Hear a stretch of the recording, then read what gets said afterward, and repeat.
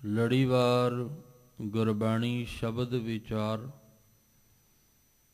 ਅੱਜ ਦੇ ਅੰਮ੍ਰਿਤਮਈ ਬਚਨਾਂ ਦਾ ਪਾਠ ਭਾਈ ਸਾਹਿਬ ਜੀ ਪਾਸੋਂ ਸਰਵਨ ਕੀਤਾ।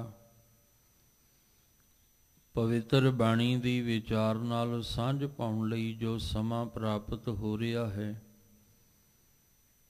ਮਨ ਬਿਰਤੀਆਂ ਨੂੰ ਇਕਾਗਰ ਕਰਦੇ ਹੋਏ ਨਿਮਾਣੇ ਜੇ ਹੋ ਕੇ ਚਵਰ ਛਤਰ ਤਖਤ ਦੇ ਮਾਲਕ ਧੰਨ ਗੁਰੂ ਗ੍ਰੰਥ ਸਾਹਿਬ ਮਹਾਰਾਜ ਜੀ ਦੇ ਪਾਵਨ ਚਰਨਾਂ ਵਿੱਚ ਜੁੜਨ ਦਾ ਯਤਨ ਕਰੀਏ। ਸਤਿਗੁਰੂ ਜੀ ਅੱਜ ਦੇ ਅੰਮ੍ਰਿਤਮਈ ਬਚਨਾਂ ਦੇ ਰਾਹੀਂ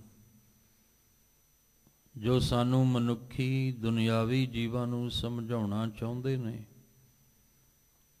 ਇੱਕ ਮਨ ਇੱਕ ਚਿੱਤ ਹੋ ਕੇ ਸਮਝਣ ਦਾ ਯਤਨ ਕਰੀਏ ਜੀ।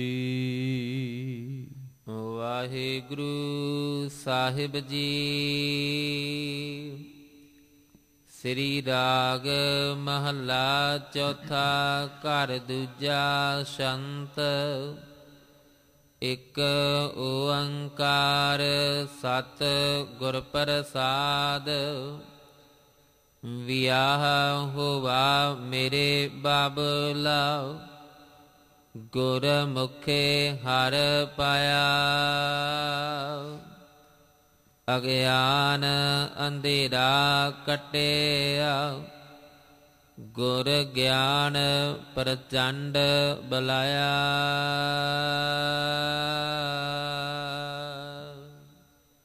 ਆਪ ਜੀ ਰੋਜ਼ਾਨਾ ਇਸ ਅਸਥਾਨ ਤੋਂ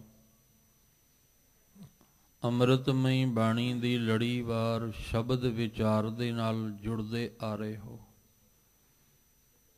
ਧੰਨ ਧੰਨ ਗੁਰੂ ਰਾਮਦਾਸ ਪਾਤਸ਼ਾਹ ਜੀ ਵੱਲੋਂ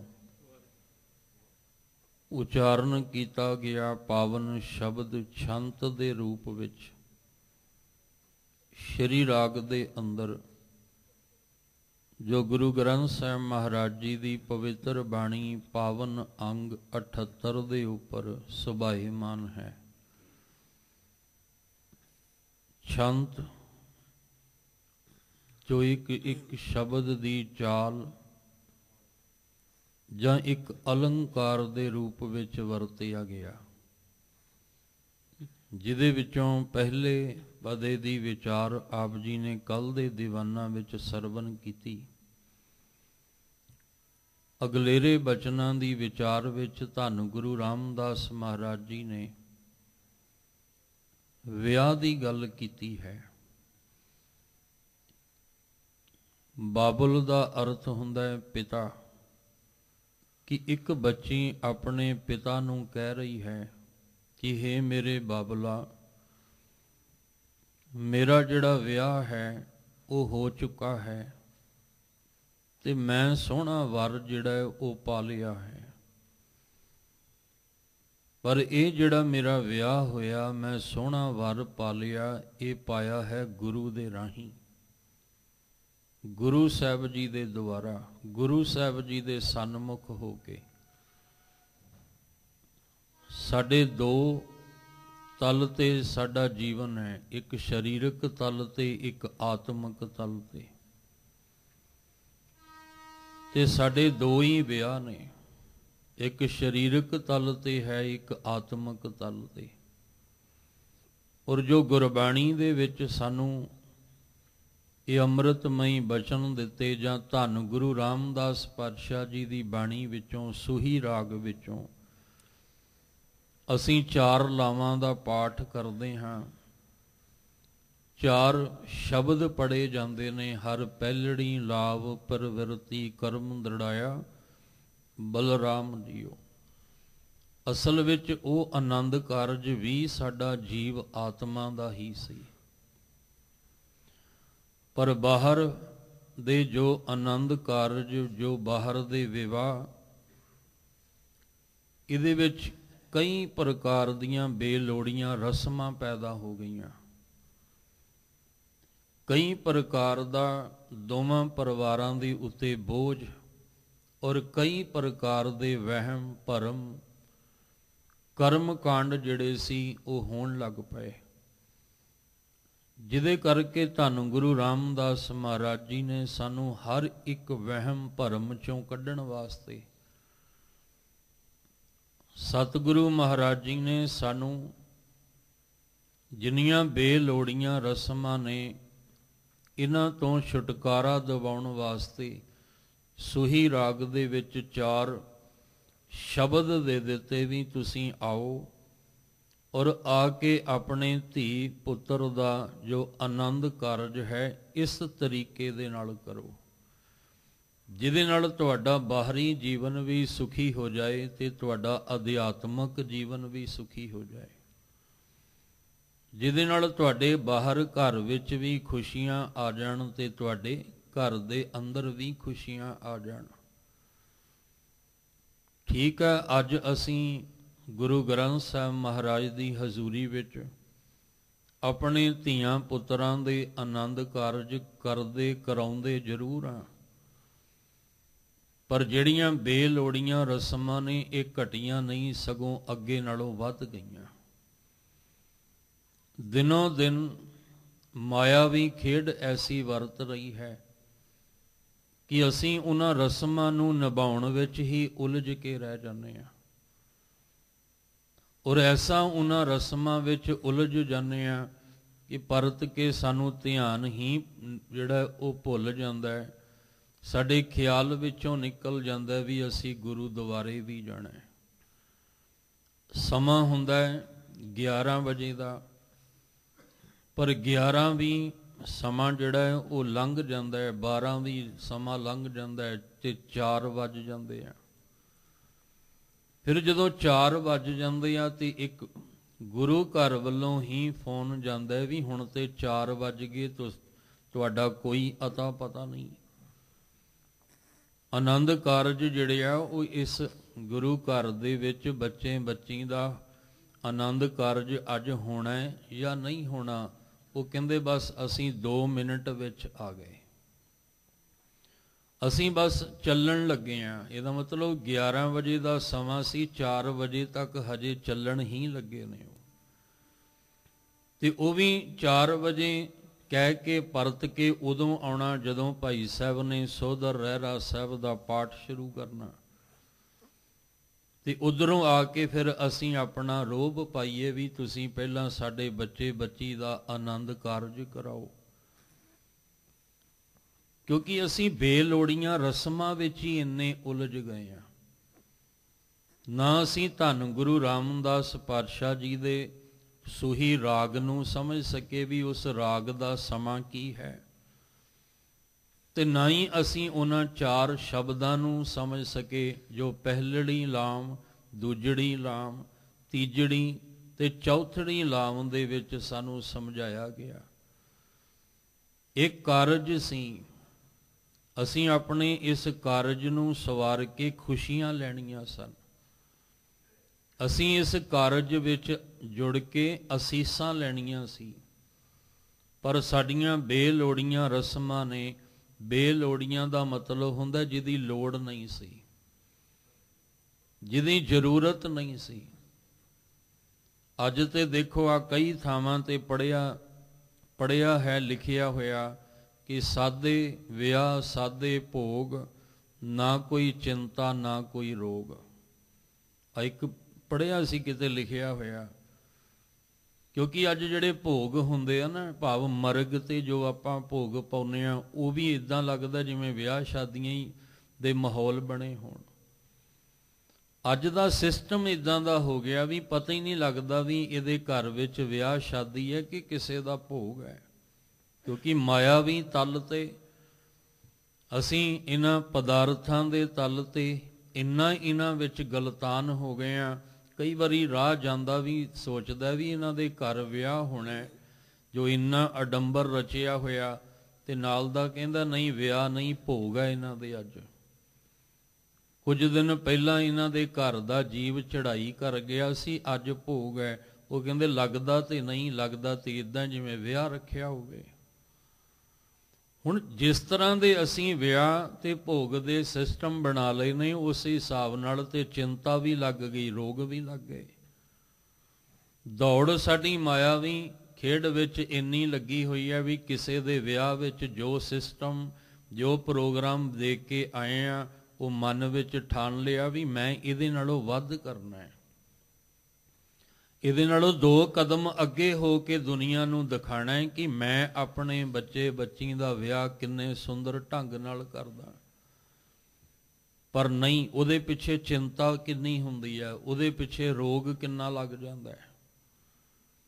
ਸਾਦਾ ਆਪਣੇ ਜੀਵਨ ਵਿੱਚ ਅਸੀਂ ਸਾਦੇ ਵਿਆਹ ਤੇ ਸਾਦੇ ਭੋਗ ਵਾਲਾ ਸਿਸਟਮ ਬਣਾਈਏ, ਨਾ ਚਿੰਤਾ ਲੱਗੇਗੀ ਨਾ ਰੋਗ ਲੱਗੇਗਾ। ਔਰ ਜਿੰਨਾ ਸਮਾਂ ਅਸੀਂ ਬਾਹਰ ਗਵਾ ਕੇ ਆ ਜਾਂਦੇ ਹਾਂ ਉਨਾ ਵੱਧ ਸਮਾਂ ਗੁਰੂ ਘਰ ਵਿੱਚ ਬੈਠ ਕੇ ਗੁਰਬਾਣੀ ਕੀਰਤਨ ਸੁਣੀਏ। ਤੇ ਬਕਾਇਦਾ ਇਹ ਕਹੋ ਉਥੇ ਕਿ ਤੁਸੀਂ 4 ਲਾਵਾਂ ਦਾ ਜਿਹੜਾ ਪਾਠ ਪੜ੍ਹਨਾ ਹੈ, ਪਹਿਲੇ ਉਸ ਸ਼ਬਦਾਂ ਦੀ ਵਿਚਾਰ ਜਿਹੜੀ ਇਹ ਜੋੜੀ ਨੇ ਆਨੰਦ ਕਾਰਜ ਦੀ ਰਸਮ ਨਿਭਾਉਣੀ ਆ। ਇਹਨਾਂ ਦੋਵਾਂ ਨੂੰ ਤੁਸੀਂ ਪਹਿਲਾਂ ਦੱਸੋ ਕਿ ਗੁਰੂ ਰਾਮਦਾਸ ਜੀ 4 ਲਾਵਾਂ ਦੇ ਵਿੱਚ 4 ਸ਼ਬਦਾਂ ਵਿੱਚ ਕੀ ਕਹਿ ਰਹੇ ਨੇ। ਪਰ ਉਹ ਸਮਾਂ ਹੀ ਇੰਨਾ ਸੀਮਤ ਹੁੰਦਾ ਹੈ, ਬਸ ਕਾਲੀ ਕਾਲੀ ਬੰਦਾ ਆਉਂਦਾ ਹੈ ਤੇ ਕਾਲੀ ਕਾਲੀ ਵਿੱਚ ਚਲਾ ਜਾਂਦਾ ਹੈ। ਸਾਡੇ ਅਸੀਂ ਦੇਖੀਏ ਸੰਸਾਰ ਵਿੱਚ ਕੀ ਹਾਲਾਤ ਬਣੇ ਪਏ ਆ। ਸਾਡਾ ਪਰਿਵਾਰਕ ਗ੍ਰਸਤ ਜੀਵਨ ਜਿਹੜਾ ਹੈ ਉਹ ਕਿੰਨਾ ਕੁ ਖੁਸ਼ਹਾਲ ਹੈ। ਅਸੀਂ ਧੀਆਂ ਪੁੱਤਰਾਂ ਦੇ ਵਿਆਹ ਜਿੰਨੇ ਚਾਵਾਂ ਨਾਲ ਕਰ ਰਹੇ ਹਾਂ, ਜਿੰਨਾ ਅਸੀਂ ਦਿਖਾਵਾ ਕਰ ਰਹੇ ਹਾਂ, ਮਾਇਆਵੀ ਖੇਡ ਵਰਤਾ ਰਹੇ ਹਾਂ, ਚੰਦ ਦਿਨਾਂ ਬਾਅਦ ਅਸੀਂ ਦੇਖੀਏ ਕਿ ਸਾਡਾ ਧੀ ਪੁੱਤ ਜਿਹਦੇ ਲਈ ਅਸੀਂ ਇੰਨੇ ਮਾਇਆਵੀ ਅਡੰਬਰ ਰਚ ਦਿੱਤੇ ਵੀ ਉਹ ਖੁਸ਼ ਵੀ ਹੈ ਕਿ ਨਹੀਂ। ਉਹਦੇ ਗ੍ਰਸਤ ਜੀਵਨ ਵਿੱਚ ਖੁਸ਼ੀਆਂ ਹੈ ਕਿ ਨਹੀਂ। ਅਸੀਂ ਉਹ ਖੁਸ਼ੀਆਂ ਤਾਂ ਲੈਣੀਆਂ ਸੀ ਸੰਗਤ ਵਿੱਚ ਆ ਕੇ, ਗੁਰੂ ਸਾਹਿਬ ਜੀ ਦੇ ਦਰ ਤੇ ਅਰਦਾਸ ਕਰਕੇ, ਅਸੀਸਾਂ ਲੈ ਕੇ ਗੁਰੂ ਸਾਹਿਬ ਦੇ ਦਰ ਤੋਂ। ਇਸ ਲਈ ਜਿਹੜੇ ਅੱਜ ਵਿਆਹ ਦੀ ਗੱਲ ਗੁਰੂ ਰਾਮਦਾਸ ਜੀ ਕਰ ਰਹੇ ਨੇ ਇਹ ਅਧਿਆਤਮਕ ਤਲ ਤੇ ਹੈ। ਆਤਮਾ ਜੀਵ ਇਸਤਰੀ ਹੈ ਤੇ ਪਰਮਾਤਮਾ ਇਹਦਾ ਸੋਹਣਾ ਵਰ ਹੈ। ਬਾਹਰੋਂ ਜ਼ਰੂਰੀ ਨਹੀਂ ਕਿ ਜਿਹੜਾ ਸੋਹਣਾ ਵਰ ਹੈ ਉਹਦੇ ਮੁਤਾਬਕ ਹੀ ਉਹਨੂੰ ਜੀਵਨ ਸਾਥੀ ਮਿਲੇ, ਤੇ ਜ਼ਰੂਰੀ ਨਹੀਂ ਕਿ ਜੋ ਸਾਡੀ ਧੀ ਸਾਡੀ ਬੱਚੀ ਹੈ ਉਹਨੂੰ ਉਹਦੇ ਮੁਤਾਬਕ ਹੀ ਉਹ ਵਰ ਮਿਲੇ। ਕਈ ਵਾਰੀ ਸਾਰੀਆਂ ਆਸਾਂ ਤੇ ਪਾਣੀ ਫਿਰ ਜਾਂਦਾ ਹੈ। ਬੜੀ ਆਸ ਰੱਖੀ ਸੀ ਕਿ ਅੱਜ ਮੇਰਾ ਵਿਆਹ ਹੋਇਆ ਤੇ ਮੇਰਾ ਜੀਵਨ ਸਾਥੀ, ਮੈਂ ਸੋਚਿਆ ਸੀ ਕਿ ਇਸ ਤਰ੍ਹਾਂ ਦਾ ਚੱਲ ਹੋਏਗਾ, ਮੇਰੇ ਨਾਲ ਰਲ ਮਿਲ ਕੇ ਚੱਲੇਗਾ, ਸੋਚ ਵਿਚਾਰ ਕੇ ਚੱਲੇਗਾ। ਪਰ ਉਹ 4 ਦਿਨ ਬਾਅਦ ਰੰਗ ਹੀ ਬਦਲ ਜਾਂਦਾ ਹੈ। 4 ਦਿਨ ਬਾਅਦ ਹਾਓ ਭਾਓ ਬਦਲ ਜਾਂਦੇ ਆ। ਫਿਰ ਕਈ ਭੇਦ ਖੁੱਲਣੇ ਸ਼ੁਰੂ ਹੋ ਜਾਂਦੇ ਆ। ਜਿਹੜੇ ਵਿਚੋਲੇ ਨੇ ਕਈ ਓਲੇ ਰੱਖੇ ਸਨ, ਉਹ ਫਿਰ 4 ਦਿਨ ਬਾਅਦ ਓਲੇ ਜਿਹੜੇ ਨੇ ਉਹ ਖੁੱਲਣੇ ਸ਼ੁਰੂ ਹੋ ਜਾਂਦੇ ਆ। ਤੇ ਜਦੋਂ ਭੇਦ ਖੁੱਲ੍ਹਦੇ ਆ ਜਿਹੜੇ ਲੁਕਾ ਰੱਖੇ ਸੀ, ਧਿਆਨ ਰੱਖਿਓ ਦੋਵੇਂ ਵਿਵਾਹ ਗੁਰੂ ਸਾਹਿਬ ਦੀ ਹਜ਼ੂਰੀ ਵਿੱਚ ਹੀ ਹੋਣੇ ਆ। ਇੱਕ ਜਿਹੜਾ ਆਤਮਿਕ ਰੂਪੀ ਸਾਡੀ ਇਹ ਜੀਵ ਇਸਤਰੀ ਦਾ ਪਰਮਾਤਮਾ ਨਾਲ, ਪਰ ਜਿਹੜਾ ਆਹ ਵਿਚੋਲਾ ਹੈ ਨਾ ਇਹਨੇ ਕੋਈ ਓਲਾ ਨਹੀਂ ਰੱਖਣਾ। ਇਹਨੂੰ ਤਿਆਰੀ ਪਹਿਲਾਂ ਇਸ ਤਰ੍ਹਾਂ ਕਰਾਉਣੀ ਹੈ ਕਿ ਮੈਂ ਤੇਰੀ ਪਹਿਲਾਂ ਤਿਆਰੀ ਕਰਾਉਣੀ ਹੈ, ਫਿਰ ਉਹਦੇ ਨਾਲ ਤੇਰਾ ਪਰਮੇਸ਼ਵਰ ਨਾਲ ਵਿਆਹ ਹੋਣਾ ਹੈ। ਜੋ ਤੇਰੇ ਵਿੱਚ ਕਮੀਆਂ ਨੇ ਖਾਮੀਆਂ ਨੇ ਉਹ ਪਹਿਲਾਂ ਗੁਰੂ ਸਾਹਿਬ ਜੀ ਨੇ ਸਾਡੀਆਂ ਦੂਰ ਕਰਨੀਆਂ ਨੇ। ਜਦੋਂ ਉਹ ਦੂਰ ਹੋ ਗਈਆਂ, ਅਸਲ ਸ਼ਿੰਗਾਰ ਸਾਡੇ ਤੇ ਆ ਗਿਆ, ਫਿਰ ਸਾਨੂੰ ਸੋਹਣੇ ਵਰ ਦੇ ਨਾਲ ਵਿਆਹ ਦੇਣਾ। ਦੋਵਾਂ ਪਾਸਿਆਂ ਵਿੱਚ ਵਿਚੋਲਾ, ਵਿੱਚ ਗੁਰੂ ਗੋਬਿੰਦ ਗੁਰੂ ਸਤਿਗੁਰੂ ਗੁਰੂ ਗ੍ਰੰਥ ਸਾਹਿਬ ਜੀ ਦੀ ਪਵਿੱਤਰ ਬਾਣੀ ਨੇ ਹੀ ਰਹਿਣਾ ਹੈ। ਅਸੀਂ ਜਿੰਨੇ ਮਰਜ਼ੀ ਵਧੀਆਂ ਤੋਂ ਵਧੀਆਂ ਜਿਹੜੇ ਨੇ ਬਾਹਰ ਅਡੰਬਰ ਰਚ ਲਈਏ, ਜਿੰਨੀ ਮਰਜ਼ੀ ਰਸਮਾਂ ਆਪਾਂ ਵਧਾ ਲਈਏ, ਪਰ ਸੰਪੂਰਨਤਾ ਗੁਰੂ ਗ੍ਰੰਥ ਸਾਹਿਬ ਜੀ ਦੇ ਚਰਨਾਂ 'ਚ ਆ ਕੇ ਹੀ ਹੋਣੀ ਹੈ। ਇਸ ਲਈ ਉਹਦੇ ਤੋਂ ਬਿਨਾਂ ਤੇ ਅਧੂਰੀਆਂ ਨੇ ਰਸਮਾਂ। ਜਿੰਨਾ ਚਿਰ ਤੁਸੀਂ ਗੁਰੂ ਰਾਮਦਾਸ ਪਾਤਸ਼ਾਹ ਦੇ 4 ਲਾਵਾਂ ਦਾ ਪਾਠ ਕਰਕੇ ਗੁਰੂ ਰਾਮਦਾਸ ਪਾਤਸ਼ਾਹ ਜੀ ਦੀਆਂ ਰਹਿਮਤਾਂ ਨਹੀਂ ਲਓਗੇ, ਉਨਾ ਚਿਰ ਤੇ ਰਸਮਾਂ ਅਧੂਰੀਆਂ ਹੀ ਨੇ। ਤੇ ਜੇ ਆਹ ਰਸਮ ਤੋਂ ਬਿਨਾਂ ਬਾਕੀ ਰਸਮਾਂ ਅਧੂਰੀਆਂ ਨੇ, ਫਿਰ ਉਹਨਾਂ ਨੂੰ ਛੱਡ ਕੇ ਆਹ ਰਸਮ ਨਿਭਾ ਲਈਏ ਭਾਵਨਾ ਨਾਲ। ਬਾਹਰੀ ਆਨੰਦ ਕਾਰਜ ਦੀ ਰਸਮ ਕੀ ਹੁੰਦੀ ਹੈ ਕਿ ਜਦੋਂ ਦੋਵੇਂ ਪਰਿਵਾਰ ਬੱਚੇ ਔਰ ਬੱਚੀ ਦੇ ਸਮੇਤ ਗੁਰੂ ਸਾਹਿਬ ਦੇ ਚਰਨਾਂ ਵਿੱਚ ਆ ਜਾਂਦੇ ਨੇ ਤੇ ਉਦੋਂ ਫਿਰ ਸ਼ਬਦ ਆਰੰਭਤਾ ਦਾ ਇੱਕ ਪੜਿਆ ਜਾਂਦਾ ਹੈ, ਕੀਤਾ ਲੋੜੀਐ ਕੰਮ ਸੋ ਹਰਿ ਪੈ ਆਖੀਐ ਕਾਰਜ ਦੇ ਸਵਾਰ ਸਤਿਗੁਰ ਸੱਚ ਸਾਖੀਐ। ਕੀਤਾ ਲੋੜੀਐ ਕੰਮ, ਜਿਹੜਾ ਇਹ ਮਾਲਕ ਜੀ ਸੰਜੋਗ ਜਿਹੜੇ ਬਣਾਏ ਸੀ ਉਸ ਮੁਤਾਬਕ ਇੱਕ ਕੰਮ ਕਾਰਜ ਆਰੰਭਿਆ ਹੈ, ਪਰ ਇਹ ਰਾਸ ਤਾਂ ਹੋਣਾ ਜੇ ਤੁਹਾਡੀ ਕਿਰਪਾ ਹੋਏਗੀ। ਇਹ ਤੁਹਾਡੀ ਕਿਰਪਾ ਤੋਂ ਬਿਨਾਂ ਰਾਸ ਨਹੀਂ ਹੋਣਾ, ਇਸ ਲਈ ਆਗਿਆ ਬਖਸ਼ੋ। ਫਿਰ ਅਰਦਾਸ ਹੁੰਦੀ ਹੈ, ਫਿਰ ਉਹਦੇ ਵਿੱਚ ਆਗਿਆ ਲਈ ਜਾਂਦੀ ਹੈ ਵੀ ਆਨੰਦ ਕਾਰਜ ਦੀ ਰਸਮ ਆਰੰਭ ਹੋਣ ਲੱਗੀ ਹੈ। ਫਿਰ ਹੁਕਮ ਗੁਰੂ ਸਾਹਿਬ ਜੀ ਤੋਂ ਆਗਿਆ, ਹੁਕਮ ਦਾ ਮਤਲਬ ਆਗਿਆ ਲੈ ਕੇ ਫਿਰ ਸ਼ਬਦ ਜਿਹੜਾ ਉਹ ਪੜਿਆ ਜਾਂਦਾ ਹੈ, ਜਿਹੜਾ ਬੱਚੀ ਨੂੰ ਪੱਲਾ ਜਿਹੜਾ ਉਹ ਪਕੜਾਇਆ ਜਾਂਦਾ ਹੈ।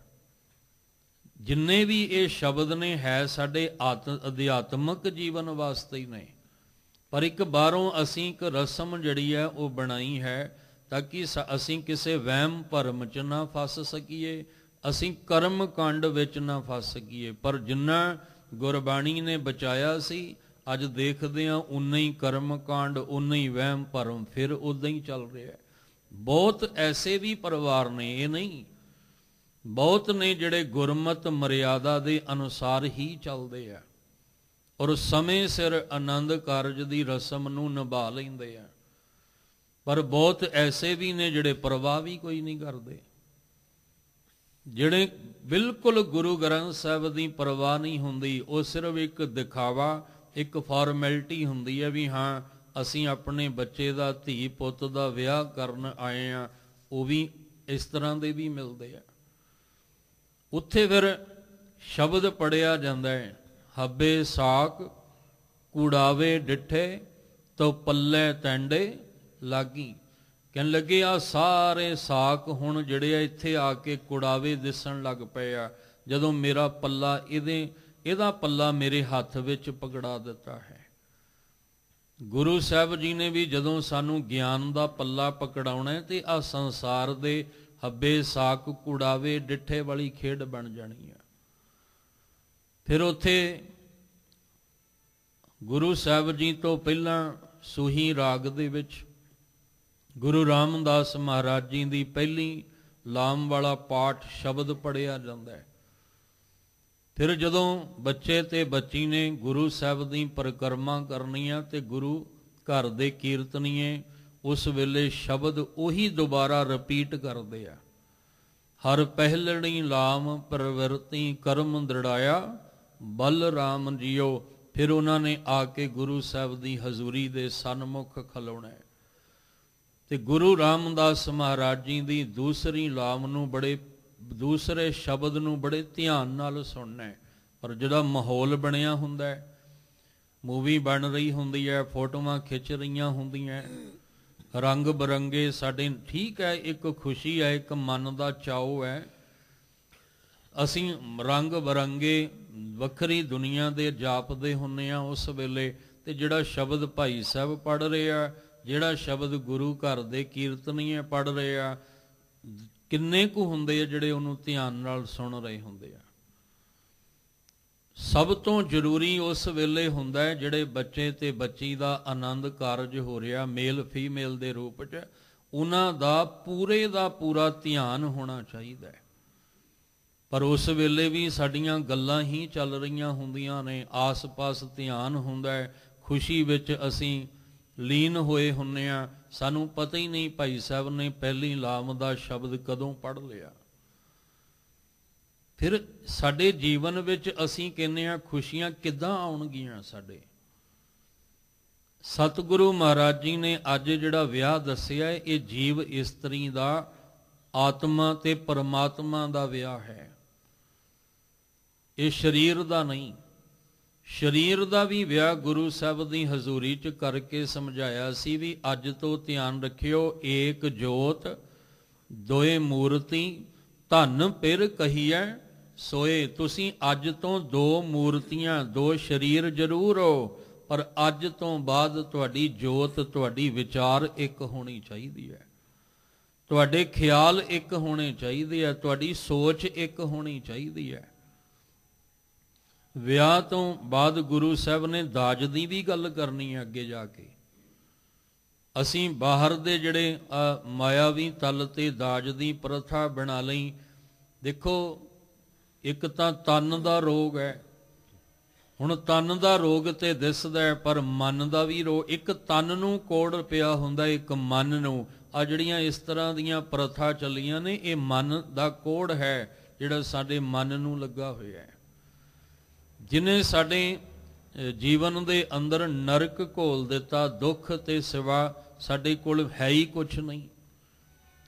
ਇਹ ਤਾਂ ਆਰੰਭਤਾ ਵਿੱਚ ਜ਼ਿਕਰ ਕਰ ਰਹੇ ਹਾਂ ਕਿਉਂਕਿ ਅੱਜ ਦਾ ਮਾਹੌਲ ਜਿਸ ਤਰ੍ਹਾਂ ਦਾ ਬਣਿਆ ਹੈ, ਸਾਨੂੰ ਮੁੜ ਕੇ ਉੱਥੇ ਹੀ ਆਉਣਾ ਪੈਣਾ ਹੈ। ਸਾਦੇ ਵਿਆਹ ਤੇ ਸਾਦੇ ਭੋਗ, ਨਾ ਕੋਈ ਚਿੰਤਾ ਨਾ ਕੋਈ ਰੋਗ, ਸਾਨੂੰ ਪਰਤ ਕੇ ਉੱਥੇ ਹੀ ਆਉਣਾ ਪੈਣਾ ਹੈ।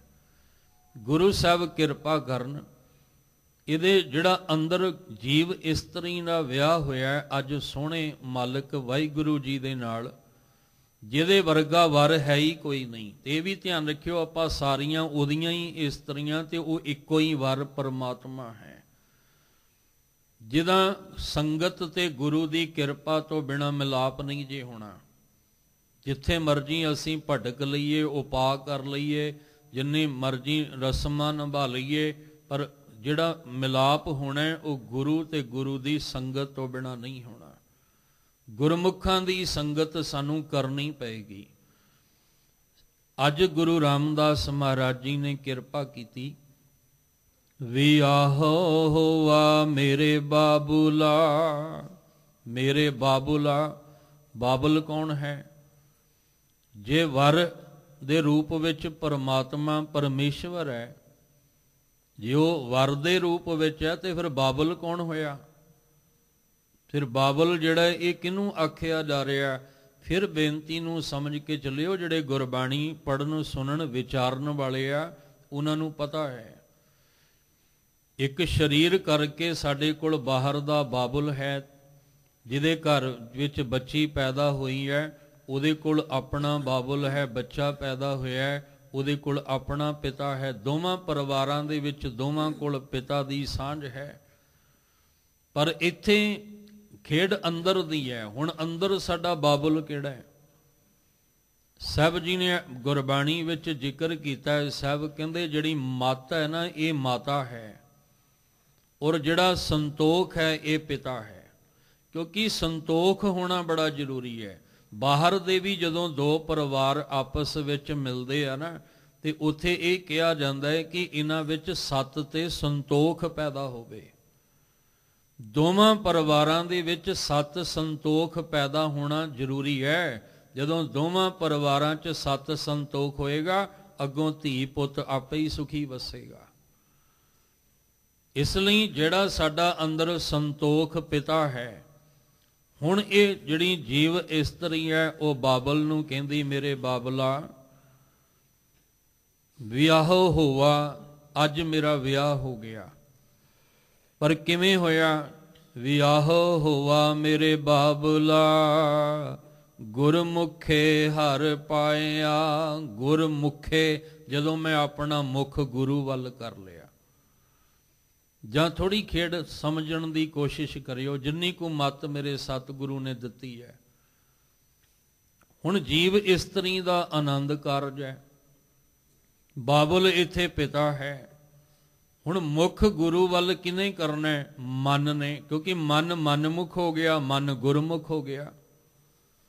ਜਦੋਂ ਮਨ ਮਨਮੁਖ ਹੋ ਗਿਆ ਤੇ ਕਰਮ ਕਾਂਡਾਂ ਵਹਿਮਾਂ ਭਰਮਾਂ ਦਾ ਸ਼ਿਕਾਰ ਹੋ ਗਿਆ। ਇਹ ਜੀਵ ਇਸਤਰੀ ਜਿਹੜੀ ਸੀ ਕੁਮਲਾਈ ਅੰਦਰੋਂ ਪੁਕਾਰ ਕਰਦੀ ਹੈ ਕਿ ਮੈਨੂੰ ਸੋਹਣਾ ਵਰ ਕਦੋਂ ਮਿਲੇਗਾ, ਮੇਰੀ ਵਾਰੀ ਕਦੋਂ ਆਏਗੀ। ਸਭ ਜਿਹੜੀਆਂ ਨੇ ਉਹ ਸੁਹਾਗਣ ਬਣਦੀਆਂ ਜਾ ਰਹੀਆਂ ਨੇ, ਮੈਂ ਹਜੇ ਦੁਹਾਗਣ ਦੀ ਦੁਹਾਗਣ ਹੀ ਹਾਂ। ਉਹ ਹਜੇ ਕਰਮਾਂ ਦੀ ਮਾਰੀ ਹੋਈ ਪੁਕਾਰ ਕਰਦੀ ਹੈ। ਕਰਮਹੀਣ ਧਨ ਕਰੈ ਬੇਨੰਤੀ, ਕਦ ਨਾਨਕ ਆਵੈ ਵਾਰੀ। ਸਭ ਸੁਹਾਗਣ ਮਾਣੇ ਰਲੀਆਂ, ਇੱਕ ਦੇਵੋ ਰਾਤ ਮੁਰਾਰੀ। ਹੁਣ ਮਨ ਨੇ ਗੁਰਮੁਖੇ, ਜਦੋਂ ਗੁਰੂ ਵੱਲ ਮਨ ਨੇ ਮੁਖ ਕਰ ਲਿਆ, ਹੇ ਮੇਰੇ ਬਾਬਲ, ਜਦੋਂ ਗੁਰੂ ਮੇਰੇ ਮਨ ਨੇ, ਕਿਉਂਕਿ ਮਨ ਉਸ ਜੀਵ ਇਸਤਰੀ ਦਾ ਸਰੂਪ ਹੈ, ਜਦੋਂ ਮਨ ਨੇ ਗੁਰੂ ਵੱਲ ਮੁਖ ਕਰ ਲਿਆ ਤੇ ਗੁਰੂ ਨੇ ਇਹਨੂੰ ਸਮਝਾ ਦਿੱਤਾ ਕਿ ਤੇਰਾ ਉਸ ਧੁਰਨ ਦੇ ਨਾਲ ਸੰਜੋਗ ਕਿਵੇਂ ਹੋਣਾ ਹੈ, ਤੈਨੂੰ ਸ਼ਿੰਗਾਰ ਕਰਨਾ ਪੈਣਾ ਹੈ, ਉਸ ਕੰਤ ਦੇ ਨਾਲ ਮਿਲਾਪ ਕਰਨ ਵਾਸਤੇ ਤੈਨੂੰ ਬਾਹਰੋਂ ਨਹੀਂ ਅੰਦਰ ਦੇ ਸ਼ਿੰਗਾਰ ਦੀ ਲੋੜ ਹੈ। ਇਹ ਕਾਮ ਕ੍ਰੋਧ ਲੋਭ ਮੋਹ ਹੰਕਾਰ ਵਾਲਾ ਸ਼ਿੰਗਾਰ ਤੇਰੇ ਉਤਾਰ ਕੇ ਤੈਨੂੰ ਸਤ ਸੰਤੋਖ ਦਇਆ ਧਰਮ ਵਾਲਾ ਖਿਮਾ ਵਾਲਾ ਸ਼ਿੰਗਾਰ ਤੇਰੇ ਅੰਦਰ ਚਾੜਨਾ ਪੈਣਾ ਹੈ।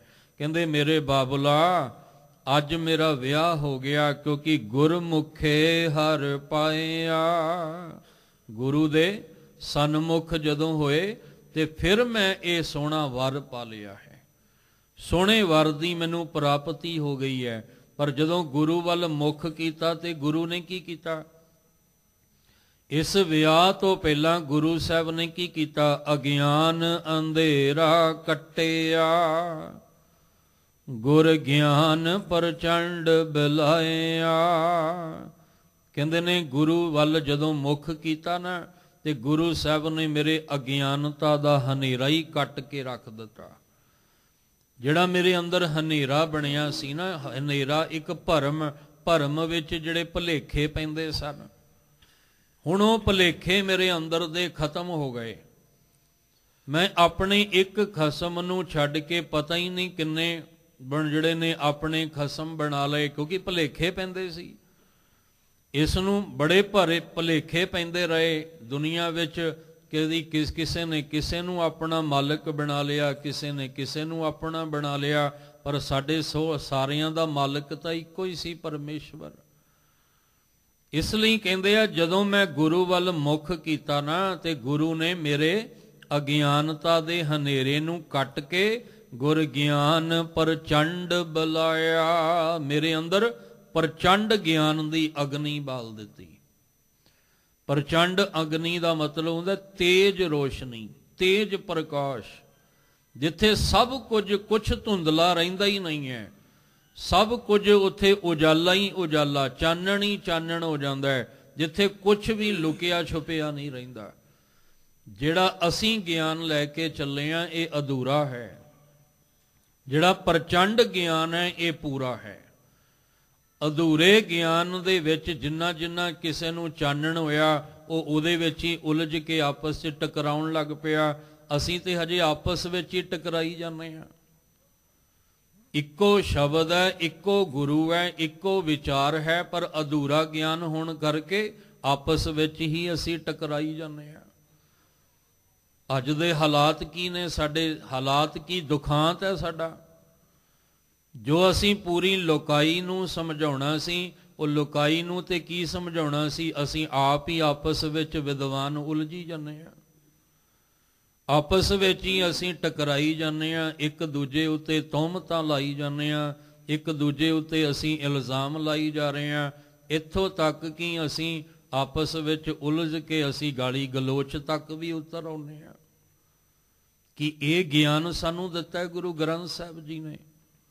ਸਾਨੂੰ ਤੇ ਗੁਰੂ ਗ੍ਰੰਥ ਸਾਹਿਬ ਜੀ ਨੇ ਗਿਆਨ ਦਿੱਤਾ ਕਿ ਨਾ ਕੋ ਵੈਰੀ ਨਹੀਂ ਬੇਗਾਨਾ, ਸਗਲ ਸੰਗ ਹਮਕੋ ਬਨਾਈ।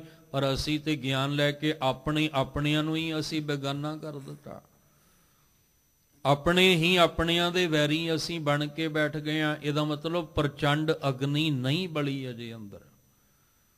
ਜਪਜੀ ਸਾਹਿਬ ਦਾ ਪਾਠ ਜ਼ਰੂਰ ਅਸੀਂ ਕਰ ਰਹੇ ਹਾਂ, ਪਰ ਗਿਆਨ ਖੰਡ ਮੈਂ ਗਿਆਨ ਪ੍ਰਚੰਡ ਤੱਕ ਹਜੇ ਨਹੀਂ ਅਸੀਂ ਪਹੁੰਚ ਪਾਏ ਹਾਂ। ਜਿਸ ਦਿਨ ਗਿਆਨ ਖੰਡ ਮੈਂ ਗਿਆਨ ਪ੍ਰਚੰਡ ਤੱਕ ਪਹੁੰਚ ਜਾਵਾਂਗੇ, ਉਸ ਦਿਨ ਇਹ ਵਾਦ ਵਿਵਾਦ ਖਤਮ ਹੋ ਜਾਣਗੇ। ਇਹ ਜਿੰਨੇ ਅਸੀਂ ਉਲਝਣਾਂ ਵਿੱਚ ਉਲਝਦੇ ਜਾ ਰਹੇ, ਅਸੀਂ ਤੇ ਸੁਲਝਾਣੀਆਂ ਸੀ, ਪਰ ਅਸੀਂ ਆਪਸ ਵਿੱਚ ਹੀ ਉਲਝਦੇ ਜਾ ਰਹੇ ਹਾਂ। ਲੋਕ ਵੀ ਕਹਿੰਦੇ ਨੇ ਵੀ ਅਸੀਂ ਇਹ ਸਾਨੂੰ ਸਮਝਾਉਣ ਆਏ ਸੀ, ਪਰ ਇਹ ਤੇ ਆਪ ਹੀ ਉਲਝੀ ਜਾਂਦੇ ਆ। ਇਹ ਤੇ ਆਪ ਹੀ ਇੱਕ ਦੂਜੇ ਦੀਆਂ ਦਸਤਾਰਾਂ ਲਾਈ ਜਾਂਦੇ ਆ। ਇਹ ਤੇ ਆਪ ਹੀ ਇੱਕ ਦੂਜੇ ਉੱਤੇ ਜਿਹੜਾ ਦੂਸ਼ਣਬਾਜ਼ੀ ਕਰਕੇ ਇਹ ਦੂਜਿਆਂ ਨੂੰ ਮਾੜਾ ਕਹੀ ਜਾਂਦੇ ਆ। ਇਹਨਾਂ ਨੇ ਸਾਨੂੰ ਕੀ ਸਮਝਾਉਣਾ ਹੈ? ਇਹ ਅੱਜ ਦੀ ਖੇਡ ਹੈ। ਗਿਆਨ ਜਿਹੜੀ ਪ੍ਰਚੰਡ ਅਗਨੀ ਹੈ, ਪ੍ਰਚੰਡ ਗਿਆਨ, ਉਹ ਹੈ ਪੂਰਾ ਗਿਆਨ। ਜਿਹਨੂੰ ਪੂਰਾ ਗਿਆਨ ਅੰਦਰ ਪ੍ਰਾਪਤ ਹੋ ਗਿਆ ਉਹ ਇਸ ਤਰ੍ਹਾਂ ਉਲਝਦਾ ਨਹੀਂ ਹੈ। ਗੁਰੂ ਸਾਹਿਬ ਮਹਾਰਾਜ ਜੀ ਕੀ ਕਿਰਪਾ ਕਰਨ ਗਿਆ। ਗੱਲ ਇੱਥੇ ਵਿਆਹ ਦੀ ਹੋ ਰਹੀ ਹੈ, ਆਨੰਦ ਕਾਰਜ। ਇਸੇ ਲਈ ਸਾਨੂੰ ਇਹ ਵਿਆਹ ਦਾ ਦੂਜਾ ਨਾਮ ਆਨੰਦ ਕਾਰਜ ਦਿੱਤਾ ਹੈ। ਇਹ ਉਹ ਕਾਰਜ ਹੈ ਜਿਹਦੇ 'ਚ ਤੁਹਾਡੀ ਜ਼ਿੰਦਗੀ ਵਿੱਚ ਆਨੰਦ ਬਣਨਾ ਹੈ। ਇਹ ਉਹ ਕਾਰਜ ਹੈ ਜਿਹਦੇ ਵਿੱਚ ਤੁਹਾਡੀ ਜ਼ਿੰਦਗੀ ਅੰਦਰ ਆਨੰਦ ਹੀ ਆਨੰਦ ਬਣਨਾ ਹੈ। ਇਸ ਲਈ ਸਾਹਿਬ ਕਹਿੰਦੇ, ਮੇਰੇ ਬਾਬਲਾ ਅੱਜ ਮੇਰਾ ਵਿਆਹ ਹੋ ਗਿਆ। ਜਦੋਂ ਗੁਰੂ ਵੱਲ ਮੁਖ ਕੀਤਾ ਤੇ ਗੁਰੂ ਨੇ ਅਗਿਆਨਤਾ ਦਾ ਹਨੇਰਾ ਕੱਟ ਕੇ ਮੇਰੇ ਅੰਦਰ ਗਿਆਨ ਦਾ ਪ੍ਰਚੰਡ, ਗਿਆਨ ਦੀ ਅਗਨੀ ਜਿਹੜੀ ਸੀ ਉਹ ਬਾਲ ਦਿੱਤੀ। ਤੇ ਮੈਨੂੰ ਉਸ ਗਿਆਨ ਦੀ ਪ੍ਰਚੰਡ ਅਗਨੀ ਦੇ ਵਿੱਚ ਸਮਝ ਆ ਗਈ ਕਿ ਮੇਰਾ ਜੀਵਨ ਜਿਹੜਾ ਹੈ ਉਹ ਕਿਸ ਵਾਸਤੇ ਤੇ ਮੈਂ ਇਹਨੂੰ ਜਿਉਣਾ ਕਿਸ ਆਧਾਰ ਤੇ ਸੀ ਤੇ ਮੈਂ ਇਸ ਜੀਵਨ ਨੂੰ ਲਾਇਆ ਕਿਹੜੇ ਲੇਖੇ ਹੋਇਆ। ਇਸ ਲਈ ਦੁਹਾਗਣ ਤੇ ਸੁਹਾਗਣ ਦੀ ਵੀ ਖੇਡ ਗੁਰਬਾਣੀ ਵਿੱਚ ਸਮਝਾਈ ਆ। ਅੱਜ ਕਹਿੰਦੇ ਆ ਜਦੋਂ ਵਿਆਹ ਹੋਇਆ, ਗੁਰੂ ਸਾਹਿਬ ਜੀ ਨੇ ਜਿਹੜੀ ਗਿਆਨ ਦੀ ਪ੍ਰਚੰਡ ਅਗਨੀ ਬਾਲ ਦਿੱਤੀ ਸੀ, ਭਾਵ ਇੰਨਾ ਗਿਆਨ ਦੇ ਦਿੱਤਾ ਕਿ ਅੰਦਰ ਚਾਨਣ ਹੀ ਚਾਨਣ ਹੋ ਗਿਆ। ਉਸ ਚਾਨਣ ਦੇ ਵਿੱਚ ਵਿਆਹ ਹੋਆ ਮੇਰੇ ਬਾਬਲਾ ਗੁਰਮੁਖੇ, ਹਰ ਪਾਇਆ ਗੁਰੂ ਦੇ ਸਨਮੁਖ ਹੋ ਕੇ ਮੈਂ ਉਸ ਸੋਹਣੇ ਵਰ ਨੂੰ ਪਾ ਲਿਆ ਹੈ। ਬਲਿਆ ਗੁਰ ਗਿਆਨ ਅੰਧੇਰਾ ਬਿਨਸਿਆ, ਹਰ ਰਤਨ ਪਦਾਰਥ ਲਾਧਾ।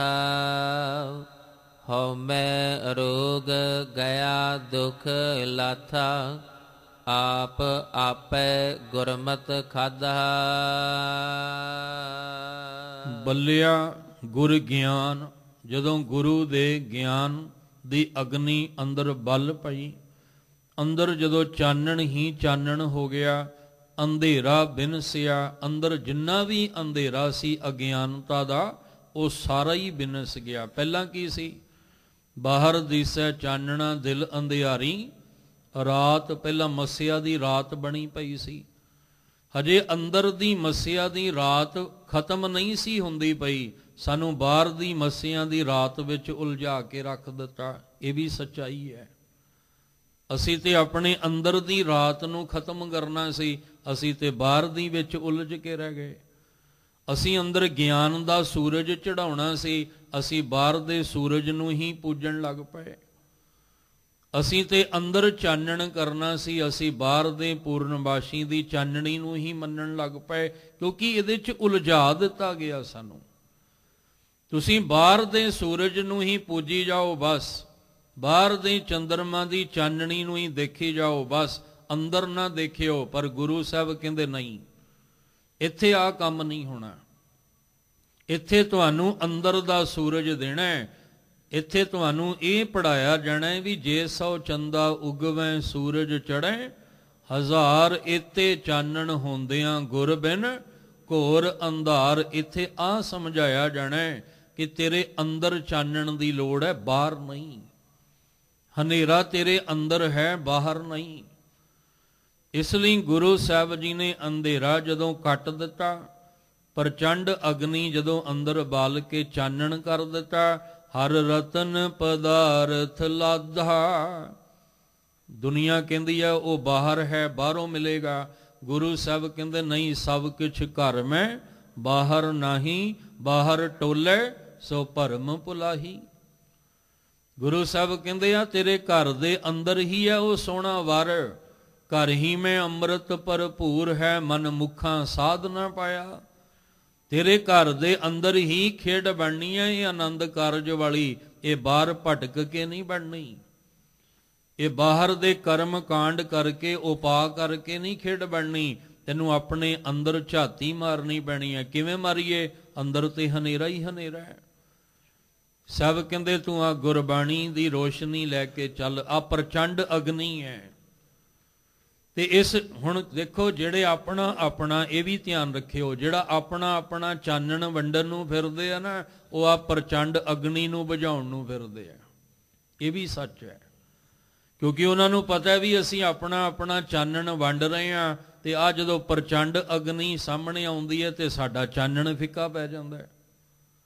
ਹੁਣ ਸੂਰਜ ਦੇ ਅੱਗੇ ਦੀਵਾ ਜਗਾਓਗੇ ਤੇ ਕਿੱਦਾਂ ਲੱਗੇਗਾ? ਦੀਵਾ ਤੇ ਕਹੇਗਾ ਵੀ ਜਿੰਨਾ ਚਿਰ ਹਨੇਰਾ ਸੀ ਉਨਾ ਚਿਰ ਮੇਰੀ ਬਾਤ ਪੁੱਛਦੇ ਸਨ, ਪਰ ਜਦੋਂ ਸੂਰਜ ਚੜ੍ਹ ਗਿਆ ਤੇ ਦੀਵੇ ਦੀ ਰੋਸ਼ਨੀ ਕੰਮ ਹੀ ਨਹੀਂ ਆਉਂਦੀ।